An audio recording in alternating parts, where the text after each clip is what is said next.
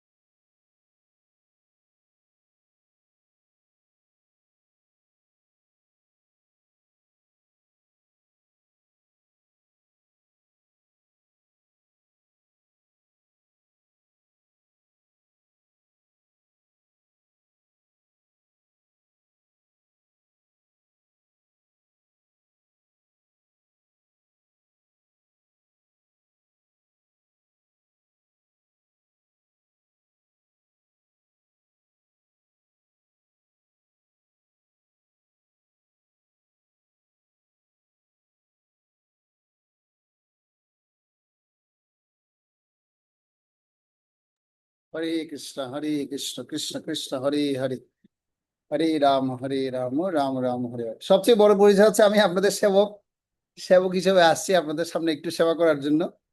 এটা আমার সবচেয়ে বড় পরিচয়। তো আমাদের কমলোচন প্রভু নেটওয়ার্কে ডিস্টার্ব করছে বিদায় প্রভু হয়তো বেরিয়ে গেছেন। মাতাজি আর কিছু বলার আছে? প্রভু আমি আসলে আমার এখানেও নেটওয়ার্ক একটু ডিস্টার্ব করছিল, হ্যাঁ, হঠাৎ করে এরকম কেন জানি না। তা আমি একটু প্রভু 1 মিনিট সময় নিব। অবশ্যই পরম আমরা আসলে অত্যন্ত সৌভাগ্যবান যে আমরা প্রভুর কাছ থেকে ক্লাসটা পাচ্ছি। আপনারা সকলেই প্রভুকে চিনেন।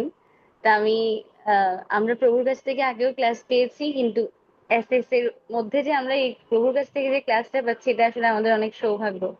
তো প্রভু হচ্ছে বিএফএ এবং এমএফএ করেছেন চট্টগ্রাম বিশ্ববিদ্যালয় থেকে। উনি ফাইন আর্টস এর উপরে মাস্টার্স করেছেন পুনে বিশ্ববিদ্যালয়, ভারত, রবীন্দ্রভারতী বিশ্ববিদ্যালয় কলকাতা থেকে। বর্তমানে ওনার পিএইচডি পরিকল্পনা চলছে, এবং উনি শিল ভক্তি পুরুষোত্তম স্বামী মহারাজের সেবক এবং বিপিএস সমস্ত মিডিয়ার সেবক, মায়াপুর যুব ভক্তি বেদান্ত গীতা একাডেমির প্রচারক, স্কন মধ্যমগ্রাম কলকাতা। তো এখন এর থেকেও বড় পরিচয় হচ্ছে প্রভু এমআই টিচার হিসেবে আছে, এবং ছিল জয় পতাকা স্বামী গুরু মহারাজের একনিষ্ঠ একজন শিষ্য। তো প্রভু ইসকনে যুক্ত হয়েছে 2006 এবং দীক্ষা পেয়েছে 2010। তা আসলে আমরা অত্যন্ত সৌভাগ্যবান যে প্রভুর কাছ থেকে আমরা ক্লাসটা শ্রবণ করতে পারবো আর কি। তো আপনারা সকলে অবশ্যই অবশ্যই খাতা কলম নিয়ে আপনারা নোট করবেন, এবং সকলকে আমি ভিডিও ক্যামেরা অন রাখার জন্য বিনীতভাবে অনুরোধ করছি। Thank you. থ্যাংক ইউ প্রভু, আমি আপনার একটু সময় নিলাম। I am extremely sorry. You can start now. Hare Krishna. It's okay. সকলকে ধন্যবাদ জ্ঞাপন করছি। আহ জাগতিক গুণগুলো তখন চাপা পড়ে যায় যখন পারমার্থিক জীবনে আসা হয়। পারমার্থিক স্থিতি ব্যাপারটা এটা পুরোটা হচ্ছে একটা ভিন্ন দিক। এখানে পারমার্থিক চর্চায় যখন কেউ করবেন তখন তার জাগতিক জীবনটার পুরোপুরি সব ছেড়ে এসেই পারমার্থিক জীবনে তার কি করতে হয়, যুক্ত হতে হয়। তো সেজন্য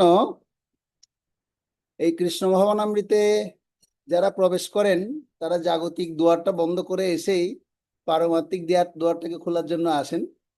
আর এগুলো কেন ডিগ্রিগুলো অর্জন করতে হয়, কেননা আমাদের জাগতিক ব্যক্তিদেরকে এই কৃষ্ণামৃত জ্ঞানগুলো দিতে হয়। এই জন্য এই জ্ঞানগুলো অনুশীলন করা, আসলে এগুলো কোনো প্রয়োজন নেই পারমার্থিক জীবনের জন্য। পারমার্থিক জীবনের জন্য সবচেয়ে বড় প্রয়োজন হচ্ছে যে কেউ যদি সাধু সঙ্গে থেকে কৃষ্ণ কথা শ্রবণ করে, এটা সবচেয়ে গুরুত্বপূর্ণ দিক। তো আমি অত্যন্ত কৃতজ্ঞতা অনুভব করছি যে আমাকে সুযোগ দিয়েছেন শ্রীমান কমলোচন গৌরাঙ্গ প্রভু। উনি বললেন প্রভু আমাকে একটু আপনাকে হেল্প করতে হবে, যে আমাদের আসলে এটা হচ্ছে পিটি কোর্সের ক্লাস, এটা পজিটিভ থিঙ্কিং কোর্সের ক্লাস। আমাদের অনেকগুলো ধাপে ধাপে সেশন আছে, তার মধ্যে একটা গুরুত্বপূর্ণ সেশন আজকে আলোচনা করা হবে।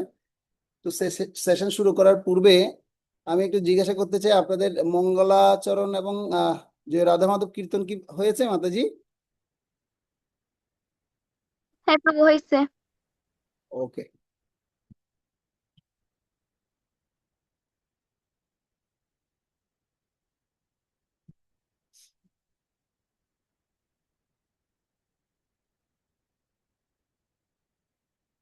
ঠিক আছে, তাহলে আমি একটু সংক্ষিপ্ত মঙ্গলাচরণ দিয়ে শুরু করছি। ওম অজ্ঞানতিমিরান্ধস্য জ্ঞানাঞ্জন শলাকয়া চক্ষুরোন্মিলিতং येन তস্मै শ্রী গুরুবে নমঃ। নমো ওম বিষ্ণুপাদায় কৃষ্ণপৃষ্ঠায় ভূতলে শ্রীমতে ভক্তি বেদান্ত স্বামিনীতে নামিনে নমস্তে সরস্বতী দেবে গৌরবাণী প্রচারিণে নির্বিশেষ শূন্যবাদী পশ্চাত্য দেশ তারিণে বাঞ্ছা কল্পতরুভ্যশ্চ কৃপা সিন্ধুভ্যেব চ পতিতানাং পাবন্যেভ্যো বৈষ্ণবেভ্যো নমো নমঃ। হে কৃষ্ণ করুণা সিন্ধু দীনবন্ধু জগৎপতে গোপেশ গোপিকা কান্ত রাধা কান্ত নমস্তুতে। তপ্ত কাঞ্চন গৌরাঙ্গী রাধে বৃন্দাবনেশ্বরী বৃষভানুসুতে দেবী প্রণমামি হরিপ্রিয়ে। নীলাচল নিবাসায় নিত্যায় পরমাত্মনে বলভদ্র সুভদ্রাভ্যাম জগন্নাথায়তে নমঃ। জয় শ্রী কৃষ্ণ চৈতন্য প্রভু নিত্যানন্দ শ্রী অদ্বৈত গদাধর শিবাসাদি গৌর ভক্তবৃন্দ। হরে কৃষ্ণ কৃষ্ণ কৃষ্ণ হরে হরে, হরে রাম রাম রাম হরে হরে। হরে কৃষ্ণ। সকলকে ধন্যবাদ জ্ঞাপন করছি আজকের এই সন্ধ্যাকালীন অধিবেশনে। সন্ধ্যায় শুরু হয়ে গেছে, শেষ হবে রাত্রি দিয়ে। ঠিক আছে, তো আপনারা আমার সাথে হয়তো আগে একবার দুবার আপনাদের সাথে সংযোগ হয়েছে আমার, তো এখন হয়তো তৃতীয় বা চতুর্থ সেশনে এরকম হয়তো হবে। তো আমার খুব ভালো লাগছে যে আপনারা যারা ধারাবাহিকভাবে এই সুন্দর ক্লাসগুলোতে অংশগ্রহণ করছেন। আমি খুব আনন্দিত এবং কৃতজ্ঞতা অনুভব করছি। আপনারা এই কৃষ্ণামৃতের জ্ঞানগুলোকে, দিব্য জ্ঞানগুলোকে আপনারা ভালো মতো আত্মস্থ করার জন্য চেষ্টা করছেন। তো আমরা দেখতে পাই যে কৃষ্ণহনামৃতের যে সূত্রপাদের যদি রূপরেখা দেখি, তাহলে ভগবত গীতায় ভগবান শ্রীকৃষ্ণ অর্জুনকে তিনি কি করেছেন, এই ভগবত গীতার জ্ঞান প্রদান করেছেন। তো আমরা জানি ভগবান শ্রীকৃষ্ণ ভগবত গীতার জ্ঞান প্রথম প্রদান করেন 12,04,00,000 বছর পূর্বে সূর্যদেব বিভূষণকে। বিভূষণ দেন মনুকে, মনু ইক্ষ্বাকুকে দেন, এভাবে পরম্পরাক্রমে এই জ্ঞান ধারাবাহিকভাবে চলে আসছিল। কিন্তু এই রাজর্ষিরা এই জ্ঞানকে ভালো মতো আত্মস্থ করে রাখতে পারছেন না, বিদায় এই জ্ঞানটা যোগ নষ্ট হচ্ছে প্রায়। সেজন্য ভগবান তিনি কি করলেন, তিনি পুনরায় আবার অর্জুনের মাধ্যমে জগৎবাসীকে কি করছেন, তিনি এই ভগবত গীতার জ্ঞান শিক্ষা দেওয়ার জন্য তিনি মনস্থ করেছেন। তো ওই জন্য তিনি মনস্থ করে তিনি এমন একজন ব্যক্তিকে কি করলেন, এমন একজন ব্যক্তিকে তিনি সিলেক্ট করলেন। সেই ব্যক্তি হচ্ছে কি কুন্তী মহারানীর পুত্র, মহান পুত্র, যার নাম হচ্ছে অর্জুন। শুধু অর্জুন, অর্জুনের নাম শুধু অর্জুন তাই না, অর্জুনের এরকম 10খানা নাম আছে। কতখানা নাম আছে? প্রায় 10টা নাম রয়েছে। তার মধ্যে সবচেয়ে একটা খুব সুপ্রসিদ্ধ সমৃদ্ধ নাম হচ্ছে পার্থ। কি নাম? পার্থ। তো এই পার্থ নামটা কেন হয়েছে? কারণ পিতার কন্যা হচ্ছেন কুন্তী, আর কুন্তী মহারানীর পুত্র বিদায় অর্জুনের নাম দেওয়া হয়েছে পার্থ। কুন্তী মহারানীকে পৃথা বলে সম্বোধন করা হতো। তো এই যে পার্থ, এই পার্থ কথাটার কিন্তু অনেক কি রয়েছে, অনেক একটা পরিধি রয়েছে এবং অনেক বিশ্লেষণ রয়েছে। তো সেই বিশ্লেষণটা আমরা ধাপে ধাপে শিখব। আমাদের শুধু মনে রাখতে হবে এই যে PARTHA যে ফর্মুলা, তো সেই ফর্মুলাটা আমরা শুনবো এবং শিখব। এখান থেকে এই পার্থ কথাটার অর্থটা আমরা ভালো মতো শিখবো, আত্মস্থ করব। কেননা পার্থ হচ্ছেন এমন একজন ভক্ত যিনি আমার আপনার মতো ভক্ত নয়। তিনি কিন্তু ভগবানের অনন্য ভক্ত। তিনি কি ভক্ত? অনন্য ভক্ত। অনন্য ভক্ত মানে যেমন তিনি 24 ঘন্টায় চিন্তা করছেন কিভাবে ভগবানের সেবায় তিনি মগ্ন হবেন। আর ভগবানের সেবায় মগ্ন হবে বলে চিন্তা করে তিনি যুদ্ধ থেকে পলায়ন হতে চেয়েছিলেন, কিন্তু ভগবান তাকে অনুপ্রেরণা দিয়ে তাকে যুদ্ধ করিয়েছে। তো এরকম ভক্ত কিন্তু এই জগতে খুবই দুর্লভ। আর ভগবান তিনি বলছেন এইভাবে যে তুমি আমার ভক্ত বিদায় তোমাকে আমি গোপন উপদেশ দিব অর্জুন। হে পার্থ, তুমি আমার ভক্ত, আমার সখা তো বটেই, শেষে তুমি আমার ভক্ত বিদায় তোমাকে আমি গোপন সূত্র জানাবো। কেন? তুমি আমার ভক্ত, কারণ তোমার মধ্যে কিছু এরকম দিব্য গুণাবলী আছে। তো যিনি বৈষ্ণব হন, বৈষ্ণবের 26টা গুণ রয়েছে। প্রথম হচ্ছে কি, আমরা যদি দেখি এই 26 গুণাবলীর কথা কোথায় দেখতে পাই? এই 26 গুণাবলীর কথা সনাতন গোস্বামীকে শ্রী চৈতন্য মহাপ্রভু তিনি কি করেছেন, দশাশ্বমেধ ঘাটের মধ্যে বসিয়ে বসিয়ে বৈষ্ণব সদাচার শিক্ষা দিয়ে বলছেন বৈষ্ণব যিনি হবেন তার 26টা গুণ দরকার। কৃপালু অকৃতোদ্যহ সত্যসার সম, নির্দোষ বদান্য মৃদু সূচি অকিঞ্চন, সর্ব উপকারক শান্ত কৃষ্ণৈক শরণ, অকাম অনিহস্থির বিজিত সরগুণ, মিতভূক অপ্রমত্ত মানদ অমানি, গম্ভীর করুণ মৈত্র কবি দক্ষ মণি। এ হচ্ছে বৈষ্ণবের 26 গুণ। তো আপনারা এই গুণগুলো সম্পর্কে চৈতন্য চরিতামৃতে এই শ্লোকগুলো আপনারা অনুশীলন বা চর্চা করতে পারেন। তো সেখানে এই যে গুণের যে বৈশিষ্ট্যের কথা বলা হচ্ছে, গুণগুলোর কথা বলা হচ্ছে, এ সমস্ত গুণগুলো সব পার্থের মধ্যে ছিল। কার মধ্যে ছিল? পার্থের মধ্যে ছিল। তো এই সমস্ত গুণের মধ্যে সবচেয়ে শ্রেষ্ঠ গুণ হচ্ছে কৃষ্ণৈক শরণম। কি কি কি গুণ বলা হচ্ছে? কৃষ্ণকে স্মরণ করাটা হচ্ছে সবচেয়ে বড় গুণ। আর পার্থ সেটাই করেছিলেন। বলছে কিং কর্তব্য বিমূঢ় হয়ে গেছি, কার্পণ্য দোষ কোহতোষ ভাব, বিচ্ছা মিতাং ধর্ম সম্মূঢ় চেতা, যশ্রেয় সন্নিষ্ঠিতং ব্রূহি তন্মে, শিষ্যস্তে অহম সাদিমাং তাং প্রপন্নম। হে আমার পরম প্রভু পরমেশ্বর ভগবান শ্রীকৃষ্ণ, আমি আপনাকে এতক্ষণ ধরে বন্ধু বলে সম্বোধন করেছি, কিন্তু এখন আমি বন্ধু না, এখন আপনি হচ্ছেন আমার গুরু, আমি হচ্ছে আপনার শিষ্য হতে চাই, আপনি আমাকে গ্রহণ করুন প্রভু। আপনি আমাকে গ্রহণ করলে আমি তাহলে আমার এই কার্পণ্যজনিত দুর্বলতার প্রভাবে যে কিং কর্তব্য বিমূঢ় হয়ে পড়ছি, সেই বিমূঢ়তা থেকে আমি মুক্তি লাভ করতে পারবো, এবং আমি কর্তব্য সম্বন্ধে যে বিভ্রান্তি আমার হৃদয়ের মধ্যে সবসময় চলছে, ছটফট করে করে চলছে, এই বিভ্রান্তি থেকে আমি মুক্তি লাভ করতে পারবো। এই জন্য প্রভু আপনি আমাকে কৃপাপূর্বক জ্ঞান উপদেশ প্রদান করুন, এমন জ্ঞান আপনি আমাকে দিবেন যেন আমি যেন সফল হতে পারি। সেজন্য আজকে আমাদের সেই টপিকের নাম হচ্ছে সাকসেস। টপিকের নাম কি? সাকসেস। কিভাবে আমি সফল হব, কিভাবে আমি সফল হব, এ সফল হওয়ার সূত্র এখন আপনাদেরকে শেখানো হবে। ঠিক আছে? আশা করি আপনারা দেখতে পাচ্ছেন আমি যে স্লাইডটা দেখাচ্ছি, এখানে একটা ভদ্রলোক তিনি সাকসেসের উপর হেঁটে চলে যাচ্ছেন। তো মনে করুন ভদ্রলোকটা আপনি। তো সে ভদ্রলোকটার বর্ণনা আমরা কার কাছ থেকে শুনবো? এই যে পার্থের ফর্মুলা থেকে আমরা শুনবো। এই পার্থের ফর্মুলার এত সুন্দর ডিজাইন করেছেন আমাদের রাধেশ্যাম প্রভু। প্রভুর কাছে আমরা অত্যন্ত কৃতজ্ঞ, এবং সে প্রভুর সুবাদে আপনারাও এই জেনারেল ক্লাসে বিশেষ করে এই এত সুন্দর বিষয়টা আপনারাও আত্মস্থ করতে পারবেন। তো আশা করি আপনাদের অনেকগুলো প্রশ্ন থাকবে। যদি প্রশ্ন বা জিজ্ঞাসা থাকে আপনারা আমাকে পরে আপনারা জানাবেন। আর যদি আপনাদের কোনো প্রশ্ন খুব গুরুত্বপূর্ণ, না প্রভু এখনই আপনাকে বলতে হবে, না বললে হবে না, তখন আপনারা হ্যান্ড রেজ করবেন, আমি আপনাদেরকে সুযোগ প্রদান করার চেষ্টা করব। আর না হলে আমরা ক্লাস শেষ হওয়ার পর 10 মিনিট টাইম রাখবো বা 5 মিনিট টাইম রাখবো আপনাদের প্রশ্ন উত্তর দেওয়ার জন্য। তাহলে আমরা এগিয়ে যাই। আজকে আমরা শুনছি পার্থ দি ফর্মুলা ফর সাকসেস। এই যে অর্জুন তিনি যেভাবে সফল হওয়ার সূত্র তিনি পেয়ে গেছেন, তো এই পার্থের কথা এই পার্থের বিশ্লেষণ থেকে আমরা শুনবো পার্থ তাহলে কেমন ছিলেন সে কথা এখন আমি বলছি। আশা করি আমি এখন পিপিটি চেঞ্জ করেছি, দেখতে পাচ্ছেন তো নাকি? দেখা যাচ্ছে? ওকে, লেখা আছে দেখুন, PARTHA।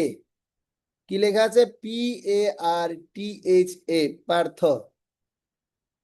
তো প্রথম পি দিয়ে হচ্ছে পজিটিভ থিঙ্কিং। এগুলো আমি আবার বিশ্লেষণ করব কিভাবে পজিটিভ থিঙ্কিং হতে হয় আমাদের।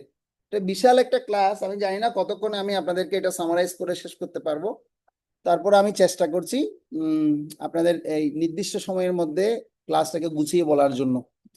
এ দিয়ে হচ্ছে এইম, AIM, এম মানে লক্ষ্য। আর দিয়ে হচ্ছে রেস্ট্রেইন মানে হচ্ছে কি সংযম, আত্মসংযম করা।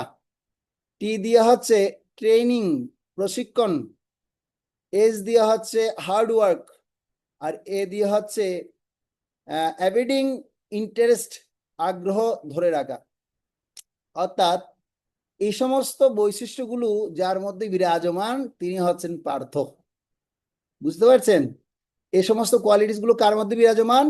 সমস্ত কিছু পার্থের মধ্যে ছিল। পার্থ মানে অর্জুনের মধ্যে ছিল। তিনি সবসময় ইতিবাচক চিন্তা করতেন, তার লক্ষ্যটা তার স্থির ছিল। এরকম অনেক আমরা প্রমাণ আমরা দেখতে পাই অর্জুনের জীবনীতে। তিনি সংযমী ছিলেন, তিনি সম্পূর্ণ প্রশিক্ষিত ছিলেন, প্রশিক্ষণেও দক্ষ ছিলেন, খুব হার্ড ওয়ার্ক করতে পারতেন, এবং তার আগ্রহ ধরে রাখাও খুব কি ছিল তার, আহ এই ইন্টারেস্টিংটা তার খুব প্রচুর ছিল। তো এখন আমরা এই যে প্রসেসের কথা বলছি, তো আমাদের একটু কি করতে হবে, একটা প্রক্রিয়া মনে রাখতে হবে। এই চিন্তাটা যখন আমরা করব, এই ফর্মুলাটা যদি আমরা মনে রাখতে পারি, তাহলে আমার মধ্যে একটা পজিটিভিটি তৈরি হবে। কি কি বিষয়গুলো যদি আমি চিন্তা করে রাখি, তাহলে আমার পজিটিভিটি তৈরি হয়ে যাবে। তো প্রকৃতপক্ষে আমাদের একটা প্রয়োজনীয় চিন্তা হচ্ছে আমাদের রেসপন্সিবিলিটি, ইনফরমেশন এবং এক্সপেরিয়েন্স থাকাটা খুব দরকার। দ্বিতীয়ত হচ্ছে আমাদের যে সমস্ত চিন্তা আমাদের কি করতে হবে, নষ্ট করে সেই বিষয়গুলোকে ধ্যান দেওয়া, অতীত, বর্তমান এবং ভবিষ্যৎ নিয়ে আমাদের চিন্তা করতে হবে।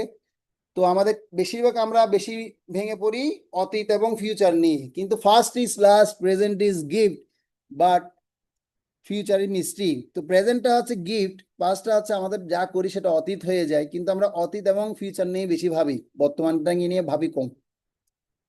এবং তৃতীয়ত হচ্ছে আমাদের কিছু নেতিবাচক চিন্তা আছে, সেগুলোকে কিভাবে আমরা কি করব, এগুলোকে গুছাবো, সেই নেতিবাচক চিন্তা থেকে কিভাবে অলওয়েজ পজিটিভ থিঙ্কিং করা যায়, সেই পজিটিভ থিঙ্কিং এর সূত্র আমরা শিখব। সেজন্য পজিটিভ থিঙ্কিং এ আমাদের রাইট অ্যাটিটিউড কি হবে, আমাদের কি আমরা আহ, আহ, কি করতে পারি, আমরা অসপিসিয়াস এবং ভালো ক্যারেক্টার আমরা গ্রহণ করতে পারি, এবং ভালো নৈতিক চরিত্রবান যেভাবে হতে পারি, তার শিক্ষা আমরা আজকের এই ক্লাস থেকে আমরা পাবো। তাহলে আমরা প্রথমে আসি, সেটা হচ্ছে কি আমাদের ইতিবাচক চিন্তা, পজিটিভ থিঙ্কিং, যেটাকে বলে 4 কাইন্ডস অফ থট, চার প্রকারের আমাদের কি আছে, চিন্তা আছে। তার মধ্যে হচ্ছে পজিটিভ থিঙ্কিং মানে ইতিবাচক, দ্বিতীয় হচ্ছে নেগেটিভ থিঙ্কিং নেতিবাচক চিন্তা, তৃতীয় হচ্ছে নেসেসারি থিঙ্কিং প্রয়োজনীয় চিন্তা, এবং 4 হচ্ছে ওয়েস্টফুল থিঙ্কিং বা অপচয়কারী চিন্তা। তো চিন্তা কিন্তু 4 প্রকারের দেখা যায়: positive thinking, negative thinking, necessary thinking, wasteful thinking. ইতিবাচক চিন্তা, নেতিবাচক চিন্তা, প্রয়োজনীয় চিন্তা, অপচয়কারী চিন্তা। এবার আমরা পড়ব ইতিবাচক চিন্তা। তো আমাদের প্রত্যেককে খেয়াল রাখতে হবে পার্থের আমরা বর্ণনা আমরা শিখছি। আমি যদি আরেকটু স্কিপ করে যাই, পি দিয়ে হচ্ছে পজিটিভ থিঙ্কিং। আমরা এখন পজিটিভ থিঙ্কিং এর আলোচনাটাই এখন শুনছি। তো পজিটিভ থিঙ্কিং হচ্ছে কি আমরা এখন আলোচনা করব। এই পজিটিভ থিঙ্কিং মানে কি, সবসময় নিজের এবং অন্যের সম্পর্কে ভালো চিন্তা করা। বলছে এই জগতে ভালো চিন্তা করার মানুষটা খুবই দুর্লভ, দুর্লভ, খুবই দুর্লভ কলিযুগে। আমরা ভালো চিন্তা করা, কেউ যদি ভালো চিন্তা করতে পারে সাথে সাথে কিন্তু ফল লাভ করবো। আপনাদের একটা গোপন সূত্র আমি বলে দিচ্ছি, এই কলিযুগে যদি যত বেশি নেগেটিভ চিন্তা মাথায় আসবে, ওই নেগেটিভ কাজটা যতক্ষণ পর্যন্ত না আপনার করা হচ্ছে, ততক্ষণ আপনি কোনো পাপ ভোগ করবেন না। তাই বলে আপনি আবার নেগেটিভ চিন্তা করতে থাকবেন তাই না। কেন? এর পজিটিভের ফলটা কি হবে সেটা একটু বলে দিচ্ছি। কলিযুগে পজিটিভের ফলটা হচ্ছে আপনি যত পজিটিভ চিন্তা করবেন, কাজটা না করলে হবে, শুধু চিন্তা করলেই আপনার সেই কাজটা হয়ে যাবে। যেমন আপনি বলছেন না আমি আজকে মন্দিরে যাব, কিন্তু আপনি যেতে পারলেন না, শুধু চিন্তা করেছি আজকে মন্দিরে যাব, এই কথাটা শুধু মুখে বললেন, তার মানে আপনার মন্দির ভ্রমণ হয়ে গেছে কলিযুগের জন্য। বুঝা যাচ্ছে? আর যদি নেগেটিভ চিন্তা মানে ইস, খারাপ, কি খারাপ বস্তু দেখলাম, কিন্তু খারাপ কাজে যতক্ষণ পর্যন্ত আপনি কি না হলেন, সেখানের সাথে প্রভাবিত না হলেন, ততক্ষণ পর্যন্ত খারাপ কাজটা হবে না। এটা হচ্ছে কলিযুগের একটা বৈশিষ্ট্য। সেজন্য নিজের এবং অন্যের সম্পর্কে ভালো চিন্তা করার শিক্ষা আমাদের লাভ করতে হবে, যেটা পার্থের কাছ থেকে আমরা শিক্ষা লাভ করছি। ঠিক আছে? তো উদাহরণ হচ্ছে যেমন এখানে দেয়া আছে দেখুন, সহায়তা করা, উন্নতি সাধনে সহায়তা করা, কাউকে ভালোবাসা বা কাউকে স্নেহ করা, এগুলো হচ্ছে কি আমাদের একটা পজিটিভ দিক বা নিজের এবং অন্যের সম্পর্কে ভালো চিন্তা করার দিক। তো আমরা এই জগতে এমন একটা চরিত্র গ্রহণ করেছি, মনুষ্য জীবন, এই মনুষ্য জীবনে অন্যদের যদি আমরা সহযোগিতার হাত যদি বাড়িয়ে না দিই, তাহলে এটাকে বলা যায় কৃপণতার মতো মনে হয়, সেটাকে কৃপণ ব্যক্তি বলা হয়। আর যারা বৈষ্ণব তারা হচ্ছে কৃপালু, মানে অন্যদের প্রতি সহযোগিতা পরায়ণ। আমি আপনাদেরকে সেজন্য বৈশিষ্ট্যগুলো শুনিয়ে দিয়েছি। কৃপালু অকৃতজ্ঞ, তিনি অন্যের প্রতি কি হন না, ক্রোধপরায়ণ হন না, ঈর্ষাপরায়ণ হন না, হ্যাঁ, সত্য সার সময়, এবং তিনি সত্যবাদী হন। তো সেজন্য ভগবদ গীতা একটা শ্লোক আছে যে আমাদের এমন ভাবে কি করতে হবে, যে অন্যদের সাথে ব্যবহারে সংযত থাকতে হবে, যেন আমরা আমাদের ক্যারেক্টারে যেন কোনো রকমের দাগ যেন না পড়ে। সবচেয়ে বড় ক্যারেক্টার হচ্ছে কথা বলার জায়গাটা। আমরা বাক্যটা এমন একটা মানে জিহ্বাটা এমন একটা ভগবান আমাদেরকে দিয়েছেন, এই জিহ্বায় চাইলে আপনি কথা বলে নিজেই 100টা মালা পরতে পারেন, আর চাইলে একটা শব্দের দ্বারা আপনার 32টা দাঁত নিচে হাসাতে পারেন। মানে কি? মানে 32টা দাঁত আপনার নিচে মাটিতে হাসবে। কিভাবে? যদি আপনি এমন একটা বাজে কথা বলে ফেললেন, অন্যের দ্বারা আপনি আঘাত পেয়ে আপনার দাঁতগুলো কোথায় মাটির মধ্যে হাসবে, কিলকিলিয়ে হাসবে, মানে দাঁত সব 32টা দাঁত কোথায় পড়ে যাবে? মাটিতে পড়ে যাবে। আর এমন একটা আপনি কথা বললেন যে কথার মাধ্যমে আপনি 100টা মালাও পড়তে পারেন বা 1000 মালাও আপনি পড়তে পারেন। যেমন ছিল প্রভুপাদ পাশ্চাত্য দেশে যখন তিনি আপনার প্রচার করতেন, সে প্রচার করতে করতে যখন তিনি এক দেশ থেকে আরেক দেশে যেতেন, বিমানবন্দরে সমস্ত ভক্তদের ভিড় ভাট্টা হয়ে থাকতো। প্রধানমন্ত্রীকে অত সংবর্ধনা দেওয়া হয় না, যেটা ছিল প্রভুপাদকে দেওয়া হয়েছিল। তো একবার এক সাংবাদিক প্রভুপাদকে জিজ্ঞাসা করছে, প্রভুপাদ, আপনি এমন কি বিশেষত্ব করেছেন যে আপনি এত হাজার হাজার মালা পড়ছেন, শত শত মালা আপনাকে পড়াচ্ছে? বলছে, আমি তেমন কিছু করিনি, আমি শুধু জাস্ট ওদেরকে পজিটিভ থিঙ্কিং ব্যাপারে আমি একটু কি করেছি, সহযোগিতা করেছি। তো যার কারণে তারা আমার প্রতি এত বেশি কি হয়ে গেছেন, কৃতজ্ঞ হয়ে গেছেন। এই জন্য এই জগতে আমরা যখন অনুদ্বেগ করম বাক্য সত্যম প্রিয়ম হিতম বাক্য যখন আমি বলবো, কাউকে যখন কথা বলার সময় কোনো উদ্বেগকর বাক্য বলবো না, যে কথা বলবো সেটা সত্য বাক্য হবে, এবং সেটা যেন কি হয়, সত্যম প্রিয় করে যেন বলা হয়। যদি আপনাদেরকে আদর করে যখন কেউ বলা হবে, যেমন আমি যদি এখন বলি, এই রুম্পা মাতাজি আপনি এভাবে থাকিয়ে আছেন কেন, এই কথাটা কেমন লাগলো? খুব হার্ড হয়ে যাবে আপনার। তো এখন যদি বলি, মাতাজি আপনি তো খুব মনোযোগ দিয়ে শুনছেন দেখি, কথা কথা কোনটা ভালো লাগলো আপনার? পরের কথাটা অবশ্যই ইয়ে জন্য, পরের কথা ভালো, মানে কি আপনি কথাটা এমনভাবে বলতে হবে অন্যদেরকে, বলার মধ্যে দিয়েও অন্যের মধ্যে আপনি কি প্রীতি উৎপাদন করতে পারেন। তো এই এই এই আর্টগুলো প্রত্যেক ভক্তকে কি করতে হবে, এটা শিখতে হবে।